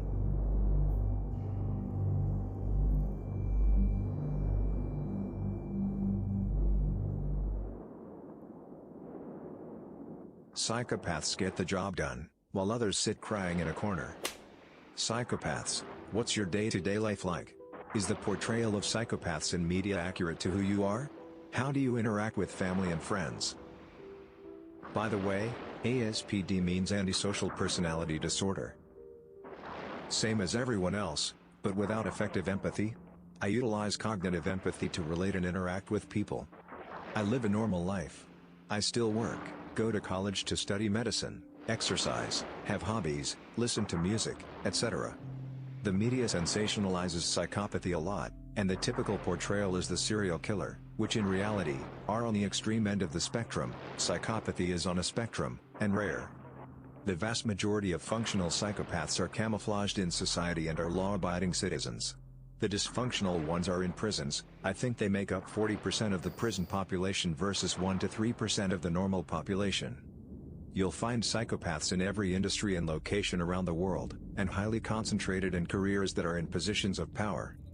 My relationships with friends and family appear normal on the outside, but inside me, there is really no or very little emotional attachment. I really have zero problems in life today. Growing up, though, is a different story. It is easy to feign empathy and compassion with enough practice. For a long time I assumed I was normal, and the people who cried over things were overly dramatic and weird. When people died that I was close to, and I felt nothing, I started to question myself. Thought maybe I was just repressing or something. Saw a therapist and it was eventually clear that I'm just detached from everything that people should be attached to. Doesn't affect my life much. I probably distract myself from life more than the average person. I read a lot of books and stuff.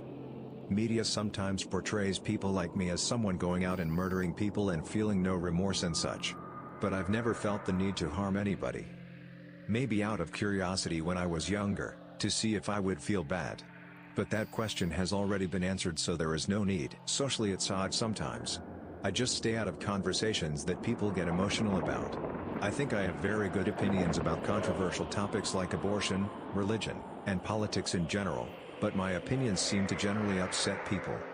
I don't think empathy is necessary to make positive improvements in society. I think it just makes me unbiased and logical. I think people probably like me, because I see people regularly. It's hard to tell though. I don't know why someone would ask to be around me if they didn't want to be around me. I like sports. I have found that I should probably not own pets though. I've had several fish in my life whose lives were rather short-lived, and I would imagine it would end the same for cats and dogs and such. Medication has shown no effect. There's not much to manage anyway. I'm not aggressive. Totally functional in day-to-day existence. In fact, I receive compliments on things like emotional stability, and ability to remain calm in stressful situations. The media does indeed sensationalize the condition to the point where every psychopath is portrayed as a killer. That's fine, but it's as relevant as any fairy story. I'm really not a killer, although murder is always on the menu of options as a solution to any particular problem. But even a psychopath knows that that is an extreme solution, like suicide. It ends the problem, but the planning is endless and the consequences are a pain. Interaction with family and friends is a matter of imitation of what those relationships should look like in order to deliver results. Duty and commitment are fantastic surrogates for love and loyalty. They look the same and can even be better, as duty and commitment can be demonstrated, driving Granny to the store for shopping every week, whereas love and loyalty are things that have to be felt. I can't feel them, but I know what they look like. Bereavement is a good test for you if you're in doubt. I see every loss as a relief, one less dragging ball and chain weighing me down and one less route for exposure. I know the facial expression to wear, but it's more convincing to play the rock, everyone's strength in times of woe and trauma. They think you bury your pain deep and stand as a pillar of strength for everyone around you. You get kudos for standing solid for everyone else. It's the perfect disguise for one who feels absolutely nothing. Basically, just like you do. It's about knowing which mask to put on at any given social interaction. I think psychopaths live much more consciously, for example, thinking before talking.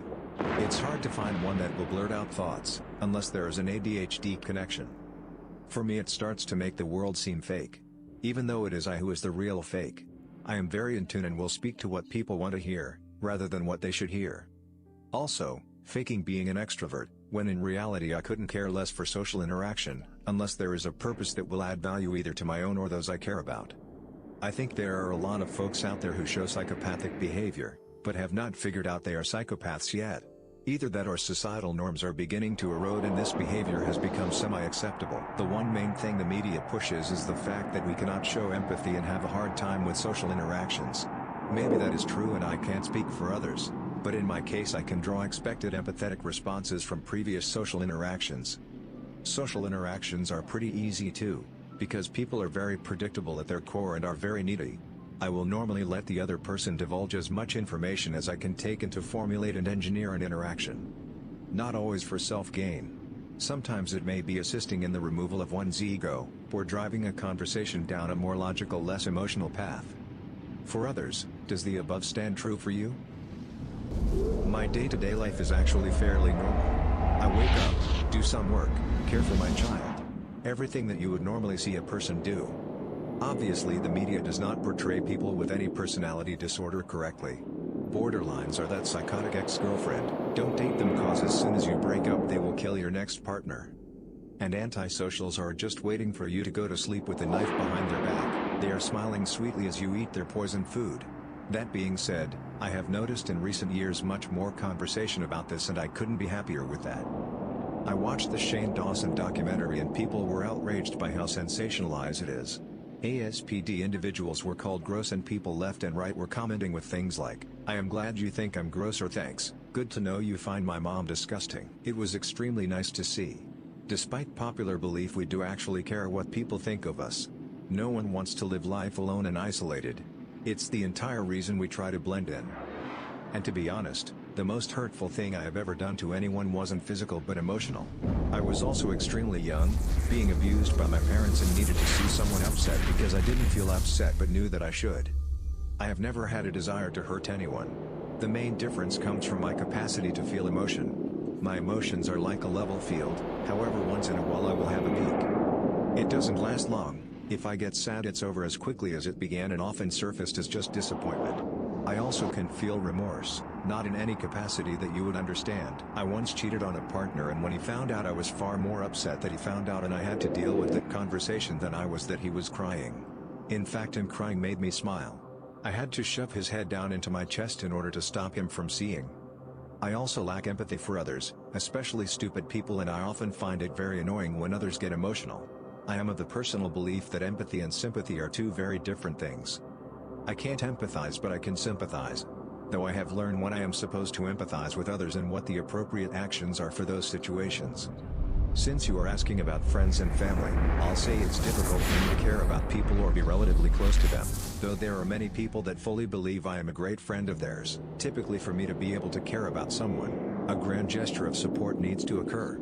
They need to show me that they care first, and even then my caring back just may not happen. For me to keep anyone around, it needs to be useful to me in some way.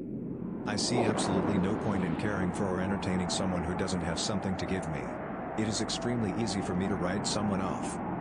I do have people that I love, and like I heard this author say in an interview, don't be a love snob. Just because I don't experience love the same way that you do doesn't mean it's not real to me. You may not be able to relate to the way someone with ASPD feels in that regard, but you should never diminish them either. Just know that I am sure there are plenty on the side of the spectrum that can't care at all.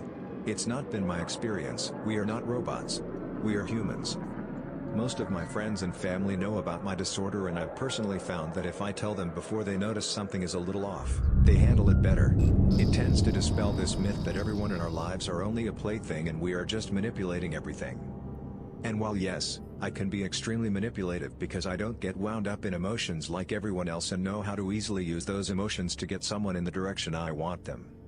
It doesn't mean that I am doing it all of the time. In fact, I try to do it only when needed.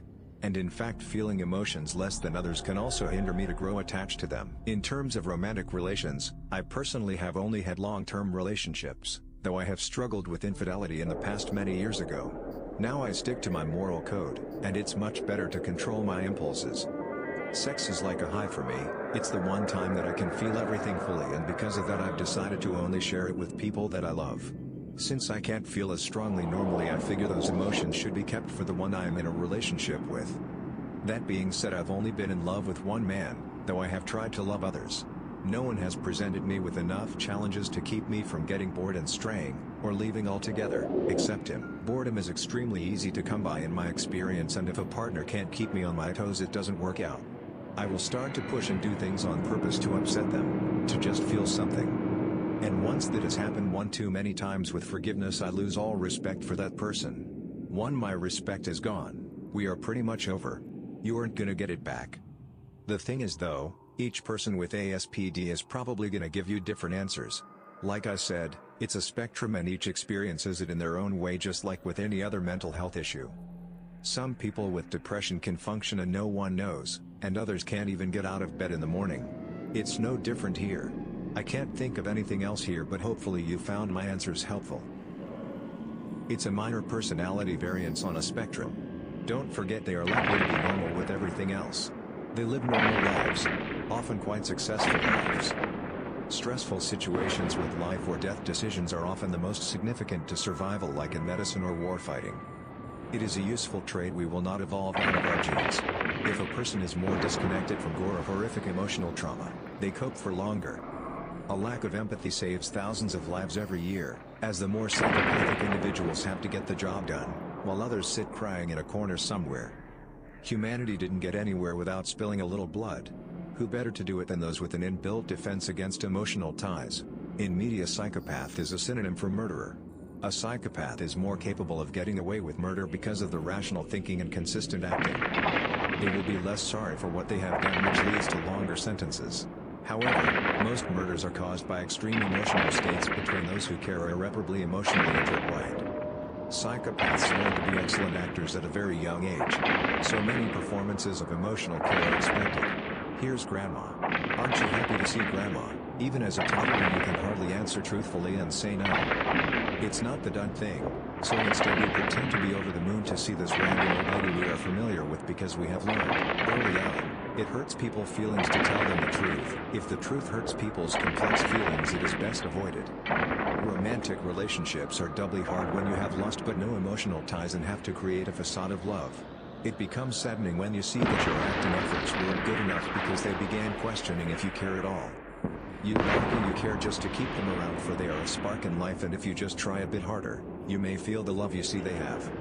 Family relationships are less strained as that love can be rationalized as unconditional, so your actions and apparent coldness towards them won't end at all.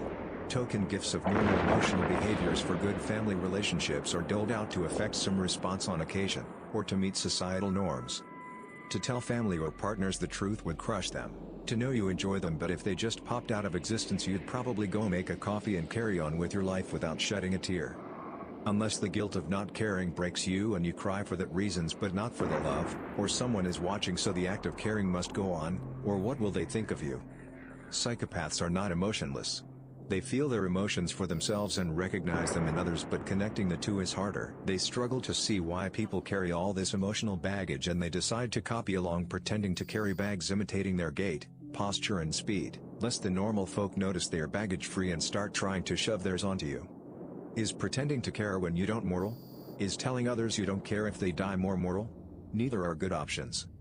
It's damned if you do or damned if you don't. Instead the grand act goes on: pretend to be like everyone else or face up to being very slightly different and effectively be labeled a serial killer, mass murdering sadist, because you are carefree, truly independent and capable of anything.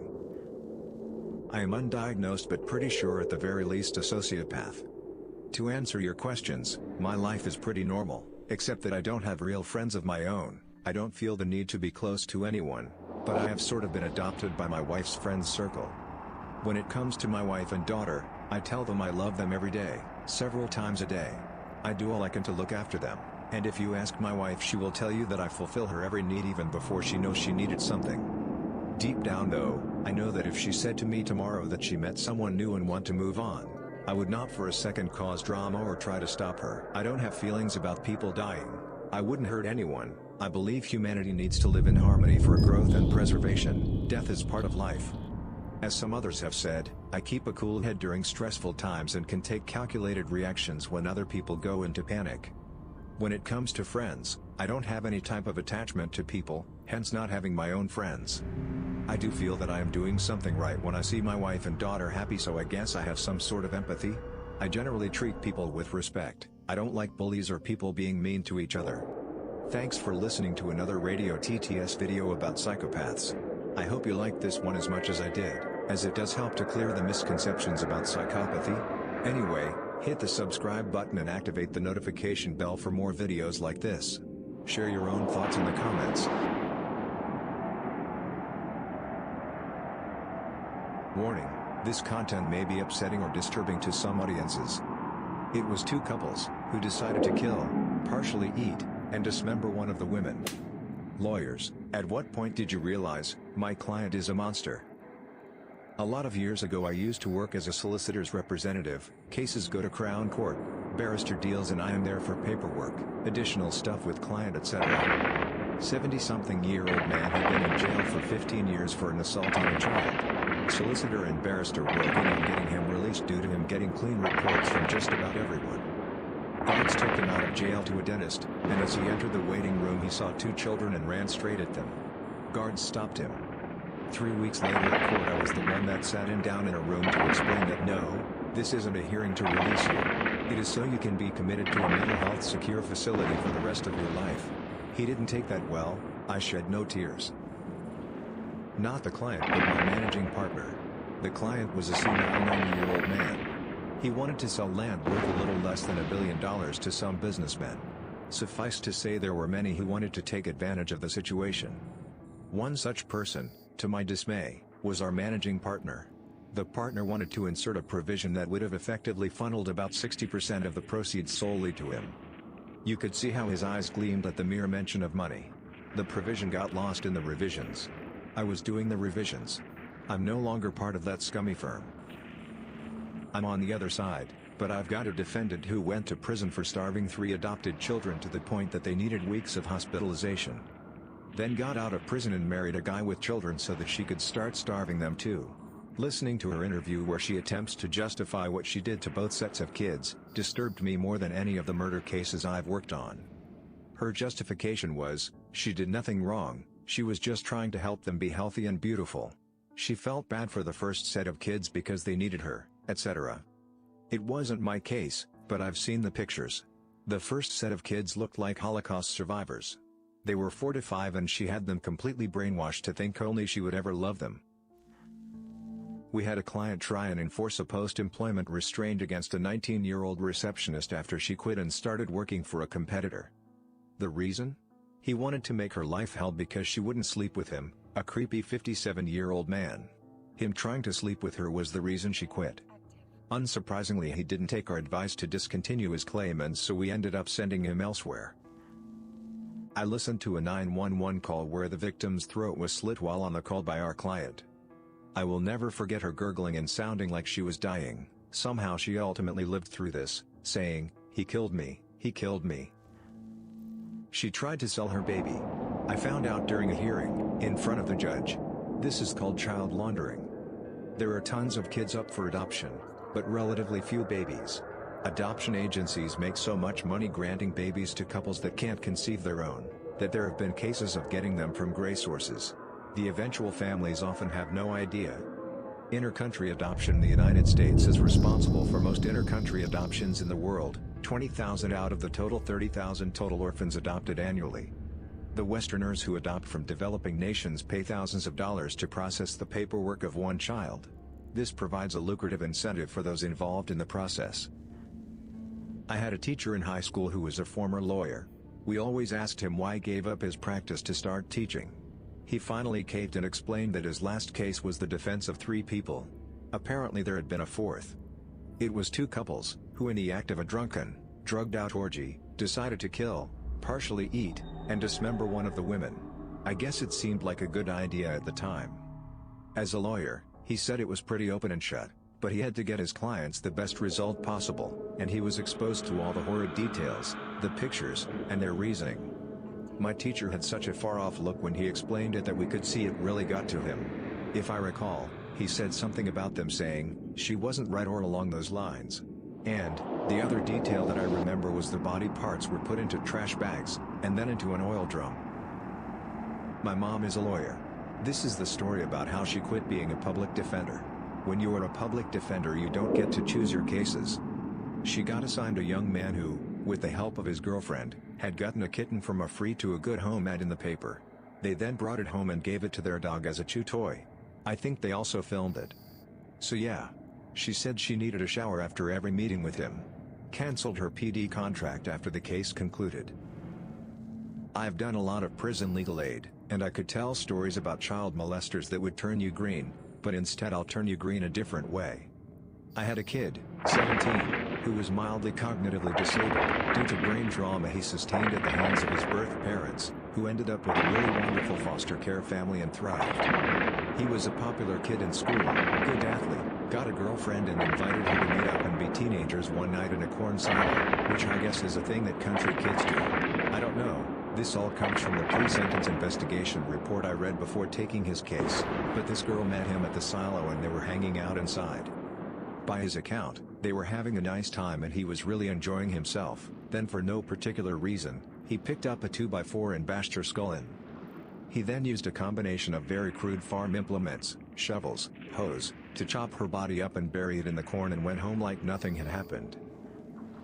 Had a divorce client, husband and father, who disowned his autistic son, tried to argue that he should get all of his wife's retirement having not worked for 12 years, contacted me during the height of Hurricane Sandy. He was in the Bronx and me in Manhattan, saying he wanted to hold his wife in contempt for not paying him that day while the storm slammed NYC.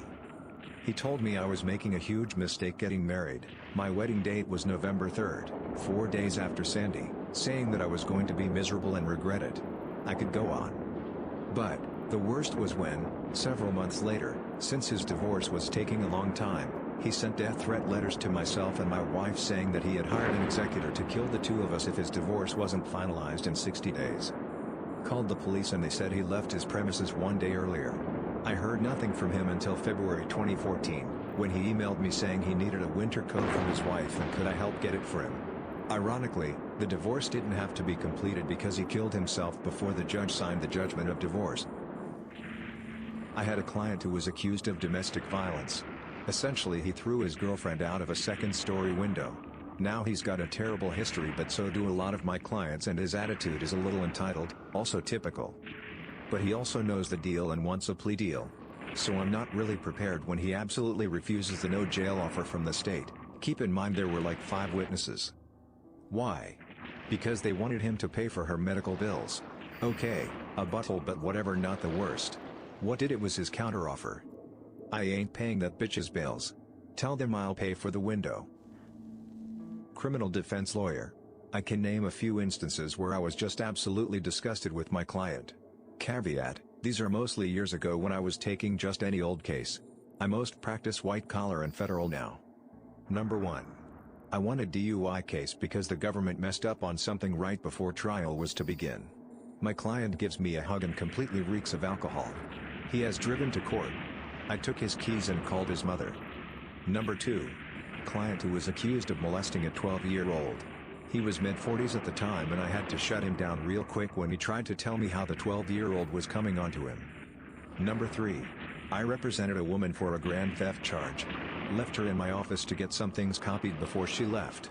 After she left, I realized my sunglasses and car keys were stolen. I tracked her down in the lobby and told her I was not going to represent her anymore and I would call the police if she didn't empty her pockets in front of me and give me my things. Number 4. I had a client who was released after 25 years in prison for murder, and then the same day he beats up his prospective new landlord. He ended up getting another 10 years. He was unrepentant and laughed about how he hit the guy so hard his eyeball popped out. I thought, this guy deserves to be in prison. Took the case to trial anyway and, shocker, lost and he got 10, the max. Number 5. Client who pretended to be a doctor so he could sell steroids. According to the Gov, he had numerous clients who were made to believe that his steroids would cure their cancer. They paid him hundreds of thousands of dollars and some of them died. I just thought that was pure evil. My girlfriend's mother, Elle, was abusive. She frequently hit her husband, was a compulsive liar, and just generally made her family miserable. When they were settling the divorce, the judge initially deemed a testimony from the kids, my girlfriend and her brother, unnecessary, probably because they were minors at the time and testifying against one of their parents would be hard on them, to say the least. However, the lawyer representing Elle was really insistent that they testify. Well, it must have been a shock to the lawyer to suddenly have 2 more witnesses with dozens of accounts of driving under the influence, domestic violence, etc. We figured Elle must have lied to her lawyer about some significant details because they were completely caught off guard and more than a little angry after the testimony. We like to believe it helped solidify some of the criminal charges placed against her. It was a nice bit of karma after years and years of gaslighting and false rumors, that her own lies got her caught. Attorney's wife here. I used to help him file away evidence and reports. Came across a file with video. Curiosity got the better of me, especially when husband told me not to watch it.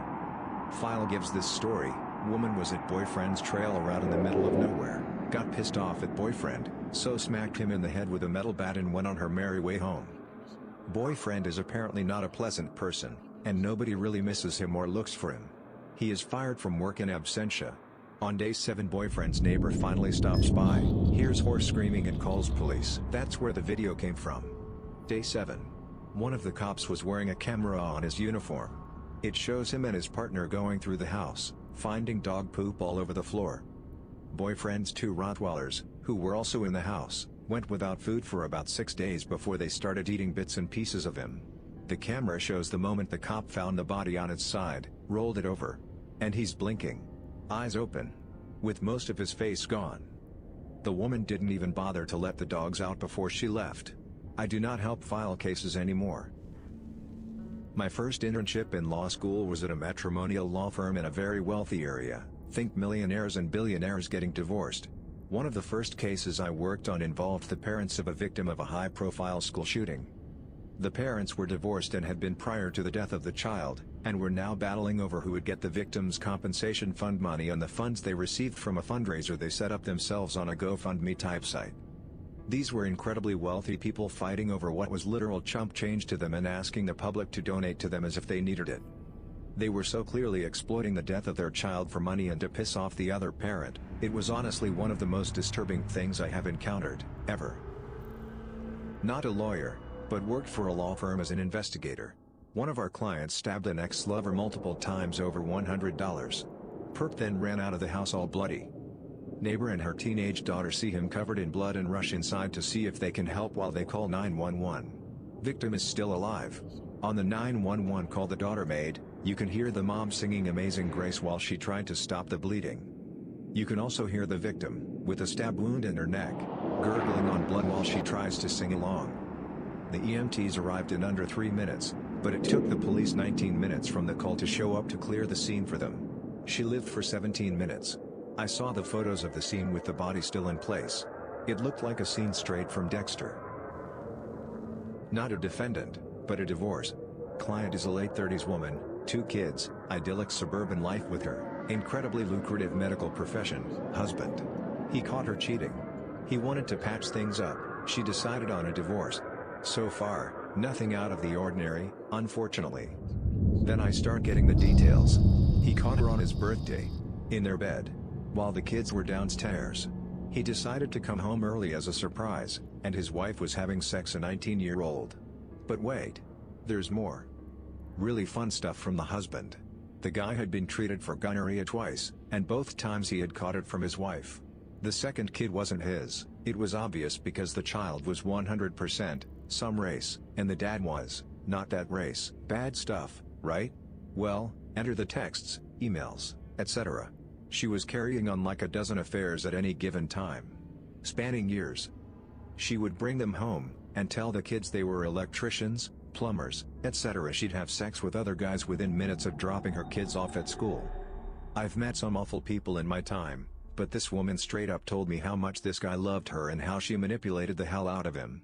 He knew about a lot of the stuff, and each time he found something new he just tried to win her back. I don't want to go into the details of what happened, but some money that you get you don't really want. I saw this play out in court. Plaintiff was a prison guard who was pressured and forced to have sex and oral sex with her boss, the warden, on a number of occasions. The warden threatened to have her fired and blackballed if she refused or blew the whistle. After this carried on for a long while, she quit and filed a lawsuit. But unfortunately her idiot lawyer didn't timely file with the correct authorities.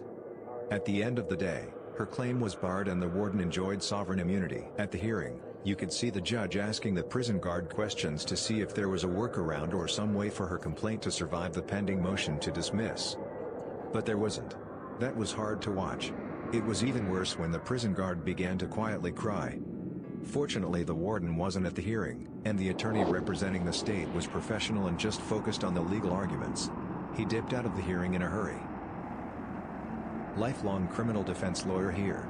To be completely honest, it's not about the offense but about the person. I've had people accused of murder that I really kind of liked and thought well off. I've had people accused of shoplifting who have given me the heebie-jeebies and seemed like psychopaths. Speaking from purely a criminal standpoint, having a client who is a monster doesn't matter in terms of your duty to them. But it does make the job less pleasant. My worst clients have been people who are comfortable scamming others off their money. Thanks for listening to Radio TTS. Hit the subscribe button for more videos about psychopaths, cults, and other dark corners of humanity. Share your own court story in the comments below.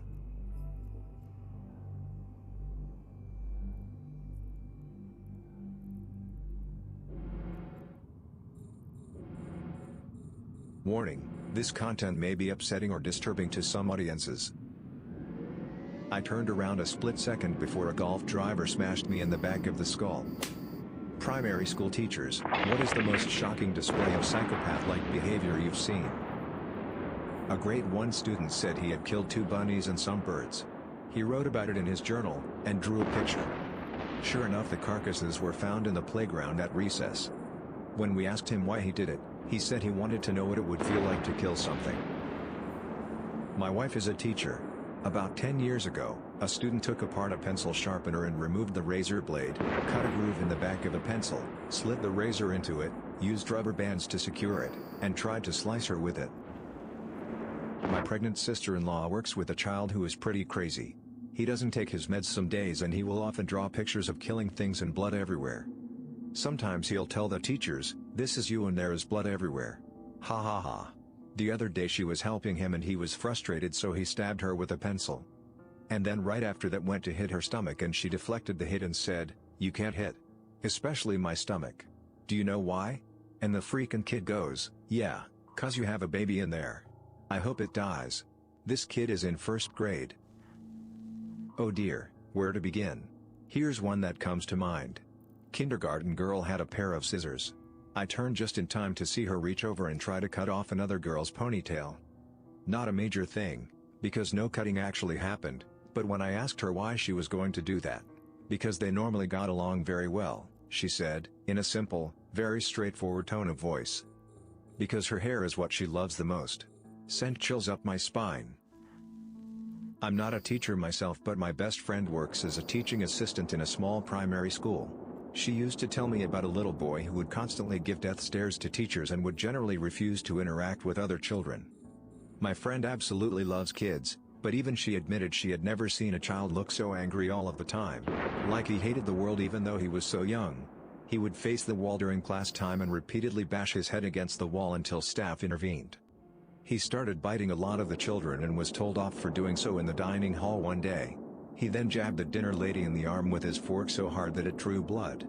In my friend's classroom they had a small incubator with little chicks in, that the children would help to look after and watch as they grew up. At one point he was left unattended and managed to squeeze one of the poor chicks to death. I don't know whatever happened with him because my friend got a job at another school, but the story has always stuck in my mind. The way she described him genuinely gave me chills. Went to school with a kid who enjoyed mumbling crazy things to himself all during class and in the hallways. Always felt bad for the guy and did my best to be nice to him. Then he regularly got caught writing hit lists and threatening to kill girls because none of them loved him. My wife is a substitute teacher. I dropped her off to teach 2nd grade class in a downtown elementary school. These kids were the angriest students she ever met, and she used to teach in NYC. The moment class started they beat the ever-living crap out of each other, to the point that there was clumps of hair on the ground. She was also 6 months pregnant and one student ran into her belly causing her to cry. She had called the office over and eventually said she wouldn't work in this class. They switched her to 1st grade. Yeah, better right? Nope. They were worse. She threatened to move the temperature down on the behavior thermometer if they continue, which she eventually followed through. This caused Meltdown City. They actually threw a desk at her, 1st grade kid throwing a desk at a pregnant lady. When I picked her up she burst into tears and was shaking. She said if she had driven there herself she would have just left. I wish she would have called me. I would have left work to get her. Took that school off the subcall list. A guy in my primary school once snuck up behind the teacher and cut her ponytail off. The same kid also threw our pet hamster against the wall and then stomped his foot on its head. This killed the hamster. 1st grade boy, about 7 years old, Ginger, chubby, pretty cute little dude, sitting fairly quietly at his desk. I looked closer and he is slowly pressing the point of his pencil into the top of his hand, then lifting it to see the indentation it has made in his skin. He does this a number of times, pressing a little harder each time. Then he looks over at the kid next to him, who is quietly writing in his workbook, one hand flat on the table in front of him, and bang! He stabs his pencil into the top of the other kid's hand. Cue instant screaming from the poor little guy, who all of a sudden has a pencil solidly standing up in his skin, and little ginger guy is just sitting there looking slightly baffled at the crying, but entirely pleased as punch. My wife is a teacher and I volunteered in her class. I want to say this was her first grade class, but it could have been kindergarten. Anyways, one little girl was just messed up. Really bad family life and all that. She didn't know how to speak normally. She always yelled everything. A few times that year, she just started throwing desks and chairs. She would routinely just talk crap about people for no reason. Whenever I volunteered there, she called me ugly, bald, and fat in the span of 2 hours, running away after each insult. She was just a really mean, messed up child. Back in 6th grade, we had a cage of guinea pigs and a tank of fish that we had groups assigned to look after them. Groups would be rotated, so that everyone at some point had a chance to look after the class pets. There was one kid, let's call him PJ, and his group was assigned to the guinea pigs. One morning just as class is starting, we see one of the guinea pigs floating at the top of the fish tank, dead. We were all pretty distraught, all being 11. Except for PJ. He didn't try to deny it, but when asked about it, he stared our teacher in the eyes and said, "I just wanted to see how it looked while it struggled to survive." From then on, the classrooms were locked until the teachers opened them. PJ was made to go to the counselor after that. This was back in 2001. PJ added me on Facebook a few months ago. By all accounts he seems normal now. But yeah, certainly had the short odds for class psycho back then. Not a teacher, but have been in childcare on and off for years. I worked the daycare at a gym in high school, and there I met the two most psycho kids I've ever met before or since. Keep in mind that I was daycare director for a homeless mission at one point too. Lots of kids coming in with issues. But no, two spoiled rich kids at the gym were the worst. The first was Brad. Brad has a younger brother and sister, both dark-haired and petite, both very smart and kind. Brad was their opposite in every way.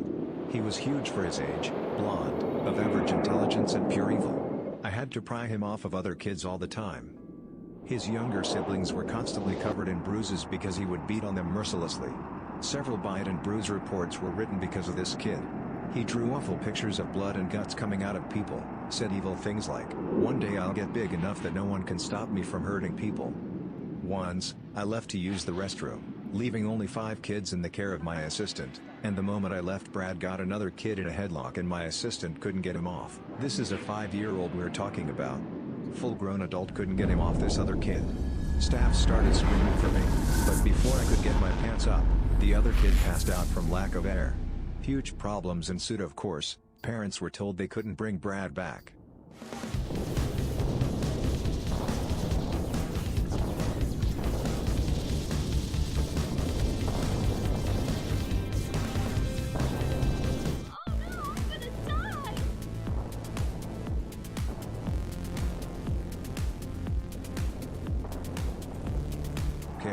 Both absolute spoiled brats, but I didn't know the extent of Jessica's issues until I started babysitting them at home as well. They lived in a bi-level, or split-level, house.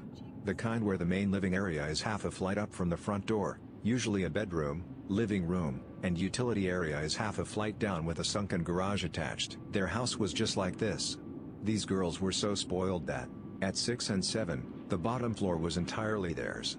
They had their own living room, bathroom, and bedroom, complete with leather furniture and the latest big screen TVs.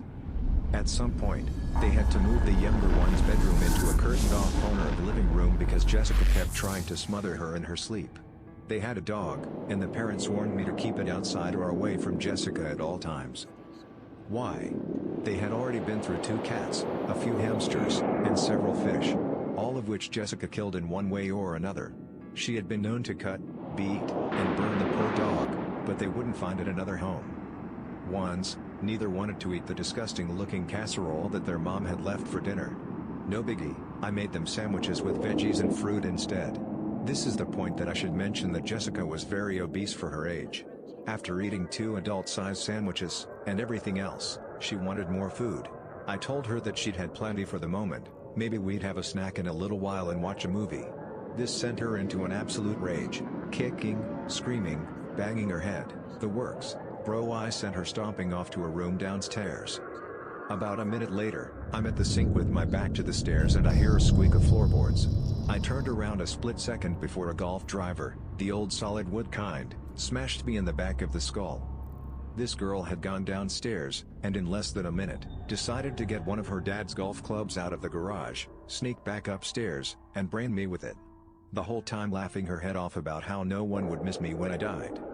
I stopped watching them after that, but years later, when they would have been 11 and 10, I saw them at Target in the Halloween Island. Jessica full-on punched her mother in the face over a costume wig. The mom already had one black eye and her younger sister just stood there silently immune to her sister's rages. A friend of mine used to teach kids with behavioral issues. She was about 7 months pregnant when one of the kids decided she didn't want her to have the baby. She waited until the teacher's aide walked out of the room to attack her. Pushed her to the ground and started kicking her stomach as hard as she could. Other students started yelling and helped pull her away. My friend almost lost the baby and had to go on bed rest for the remainder of the pregnancy. She had a healthy baby. The scary and sad part is the girl was 8 years old. Surprisingly for me, my friend went back to teaching this class. I taught first grade and had a student who was in trouble so often that I had to send a daily report to his parents about his behavior. A few instances of his behavior were as follows. He once tripped a kid at recess for no reason, and then began kicking him hard in the stomach. By the time I had gotten over there, he was calmly sitting on the other child's head. When I asked him why he did it, he replied, "I was tired." That confused me, so I asked him what he meant by that. He said, "Well, I don't see any benches around, do you?" I had to sit on something. He had a special seat at my back table and he would mutter to himself while I was teaching. One day I had my assistant read to the class so I could quietly stand behind him and listen to what he was saying. All I heard was "Bew, bew, bew." Later, I took him aside and asked him what he was doing. He told me he was playing video games in his head and shooting everyone because kids were worth 200 points. I had a third grader bring a pack of razor blades to school on my first day. I pulled him outside the room, sat on the railing and said, "Hey, I'd like to understand why you did this." He calmly looked me in the eye and said he wanted to sharpen his pencils. I said people don't usually use razor blades to sharpen pencils, but I could think of a few reasons someone might bring razor blades to school. Maybe you wanted to hurt someone, or you were afraid someone would hurt you, or you thought they were cool and wanted to show them to your friends. He said they're to cut up my food. Still totally calm. He got suspended for 1 day. To all appearances, he was a well-adjusted, smart kid who got along with his classmates. I did notice that every time I tried to watch him out of the corner of my eye to get some insight into his personality, he immediately noticed and started watching me out of the corner of his eye. This isn't usually the case with little kids. He could also turn his emotions on and off like flipping a light switch. He never seemed to lose control, never acted angry, never cried. Would sometimes get happy for a second or two, but tended to catch himself and stop. I still have no idea what to think. Well, at one of the schools I work at, I heard about a 9 or 10-year-old kid who would get caught masturbating in empty classrooms very often. I am not sure of the details, but when his teacher was getting observed by someone from the district sitting in the back of her classroom, very standard routine, the kid was in the front row jerking off and giving her a strange look. I guess none of the other kids seemed to notice, although that is hard for me to believe. She ended up finishing her lesson and not saying anything to the district representative. I have no idea how it was handled after. However, come to find out, his parents were going through a divorce and his father was a cross-dresser and would bring home a lot of different men. I am not sure if this had any effect on his behavior, but I can't imagine it was the easiest thing for him to handle. Sorry, I don't have much more information than that.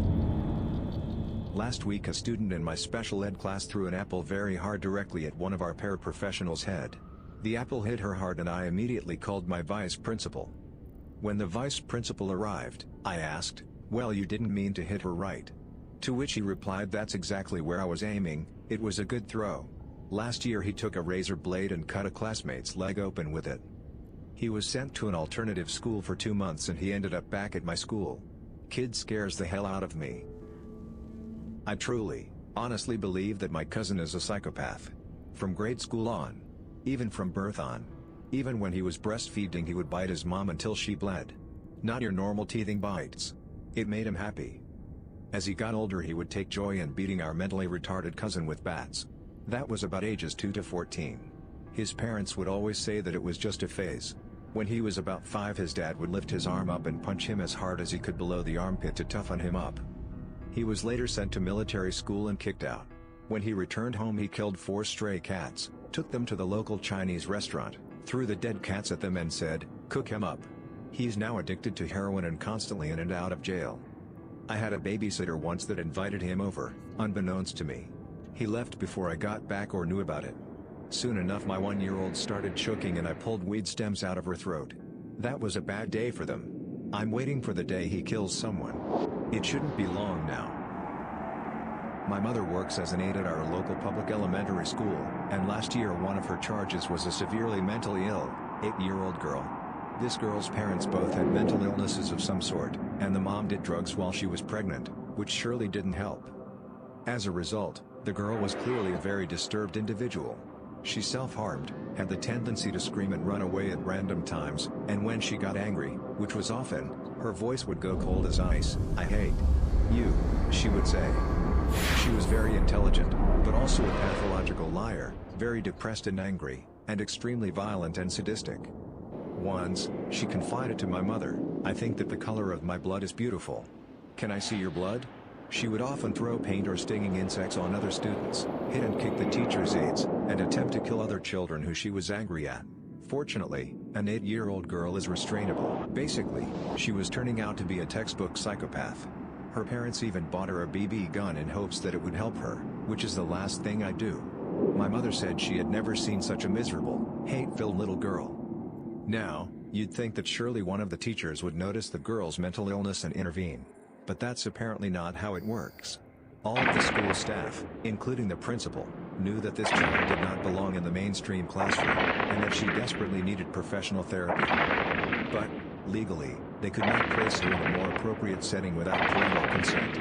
They can suggest things to the parents, but if the parents decide not to get treatment for the child, there's really nothing the teachers can do about it. The problem is that the mom was a mentally ill drug addict who was constantly in and out of jail, and dad, while he meant well, had a touch of autism and refused to believe that his darling daughter was capable of such outbursts. So, although it broke the teachers' hearts that this girl's mental illness was being left untreated, they legally had no other choice but to put up with her in the mainstream classroom.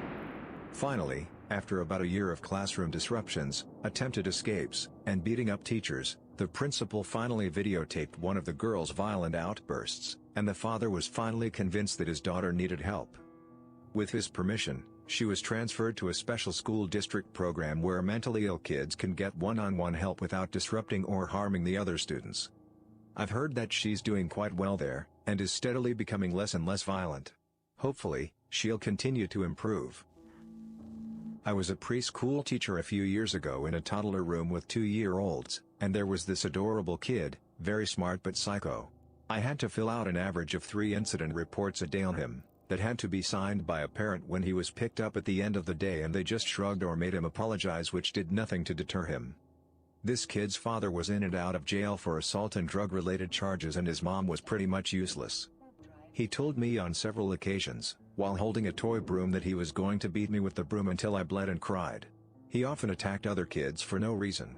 He used to tell one of the little girls that he was going to have sex with her. He called all teacher bitches when he was upset. Basically, this kid was nuts. I brought up the issues to my manager and the owner several times, and they did nothing. So after 6 months of being this kid's punching bag and have my legs and arms covered in bruises and scratches, I quit. I didn't give them any notice. I walked into the office, told them I quit, and then grabbed my stuff and got the hell out. I am a teacher in Alaska. I knew a kindergarten, age 5, student that constantly terrorized the class, pet bunny named Lady. All forms of consequences and punishments did not work with this kid. He began to anticipate Lady's movement and escape paths. So one day he scared her and she went running to her safe spot behind the couch. He beat her to the couch, lifted the edge of it, and then slammed it down on her with precision so that she was pinned under the leg. Kids went running around screaming and crying as Lady was actually vocalizing a tortured squeal, a sound we had never heard. Once she stopped, the kid jumped on the couch to make her squeal again, but it was too late. She had passed. Thanks for listening to another dark episode of Radio TTS. Hit the subscribe button and activate the bell for more topics no one wants to talk about. Share your own stories about evil kids who fit in the same category as the ones in the posts.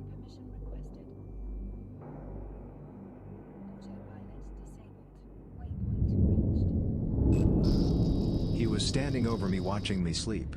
He was holding a large kitchen knife. People who've almost died because of a psychopath, what's your story? I guess this doesn't really count as almost died, but it was an unsettling moment nonetheless. In high school I started dating this new girl, we'll call her Nicole. She had mentioned that she was somewhat recently out of a relationship and that her ex might be a problem as he wouldn't leave her alone, we'll call him Rory. She was dreading getting all her stuff back from him because she didn't even want to see him. Our typical routine after a few weeks of dating was to finish school, jump in my car, head to her place and hang out until her parents got home. It was the usual sex first and then a lot of TV watching, mostly MTV. So one day we're watching MTV and there's a knock at her door. She opens the door and it's Rory, and he's very angry. Turns out he had seen my car there for about a week and figured it was a new guy, so he waited outside her house to confirm and then busted us hanging out. Things got heated between them pretty fast with Rory yelling and screaming the standard "nobody will love you like I did. How could you?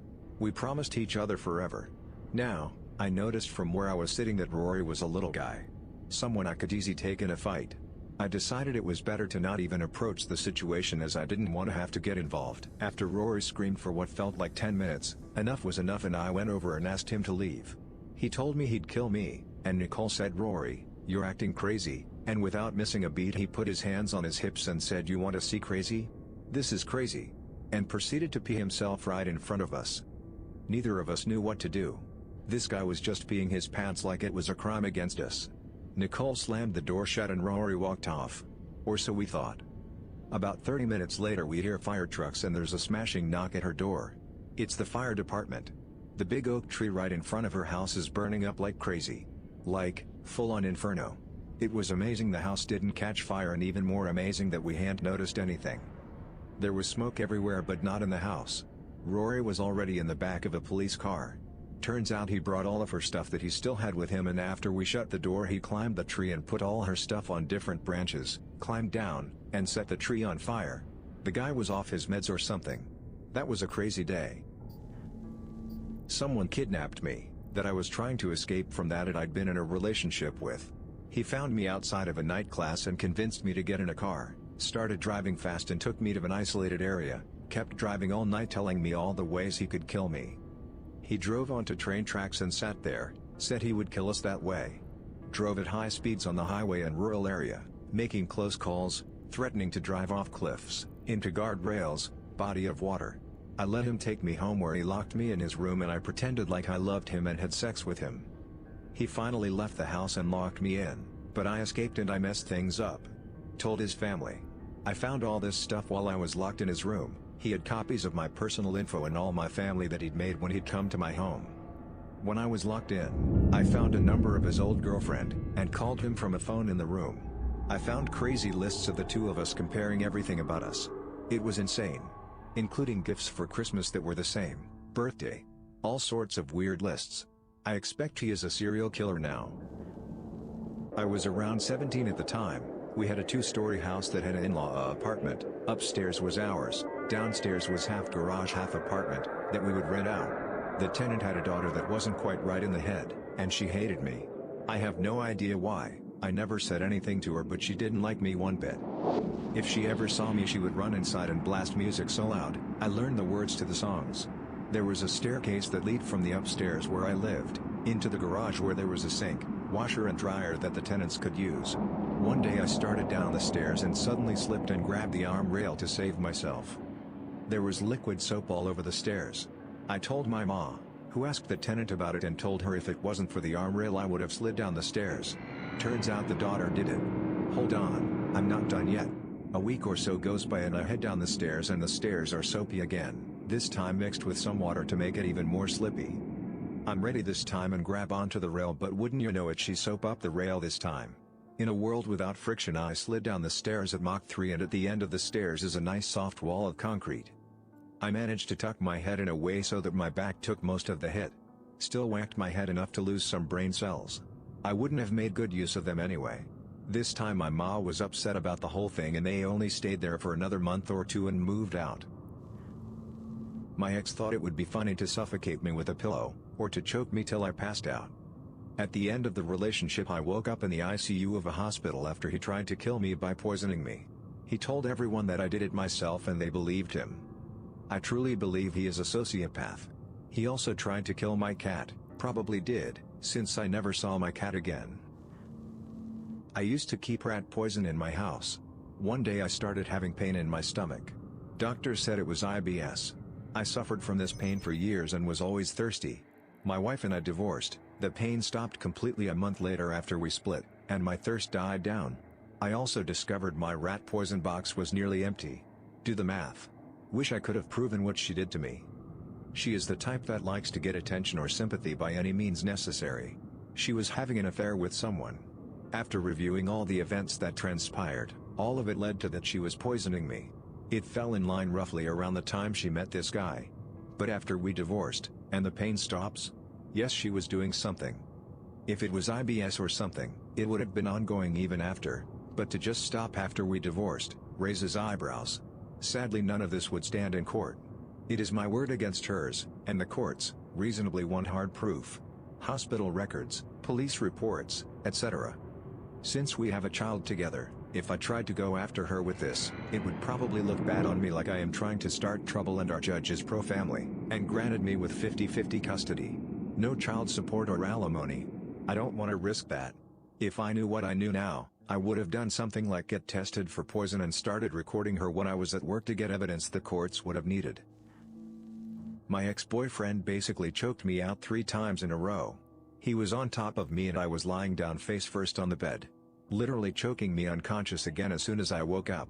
No matter how much I tried to scratch or bite at him, he would not loosen grip.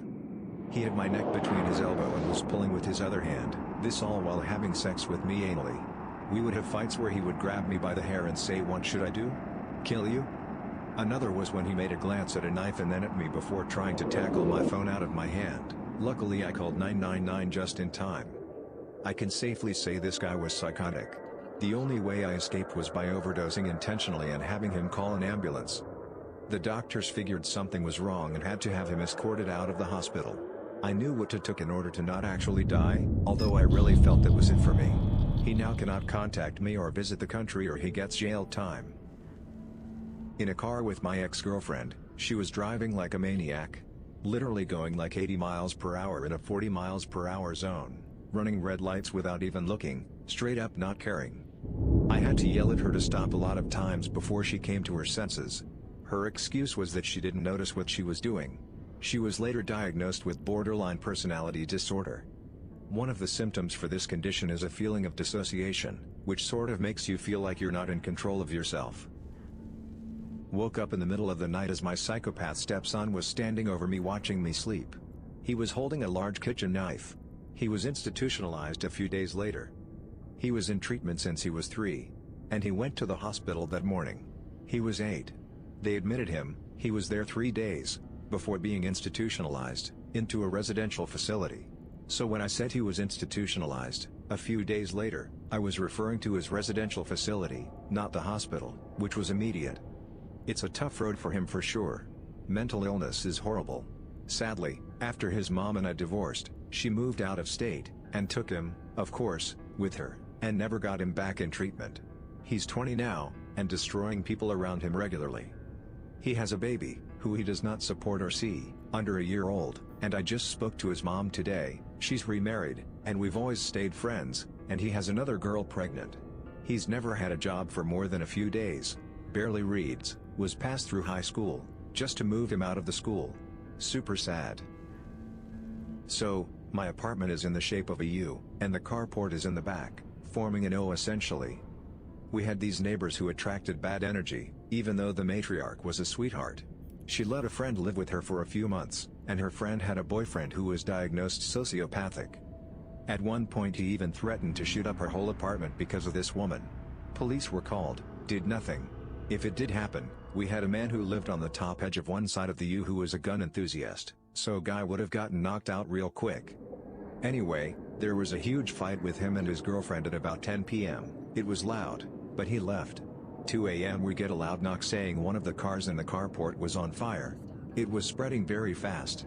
This idiot caught our carport on fire, in the attempt to make it spread to the apartments and lock us all in the O of the building. Everyone got out safe even though the entire row of cars were destroyed. The thing is, if we didn't have that one night owl neighbor, who just so happened to be outside at that moment, the fire would have spread without anyone knowing because it was quiet. And only one person called it in.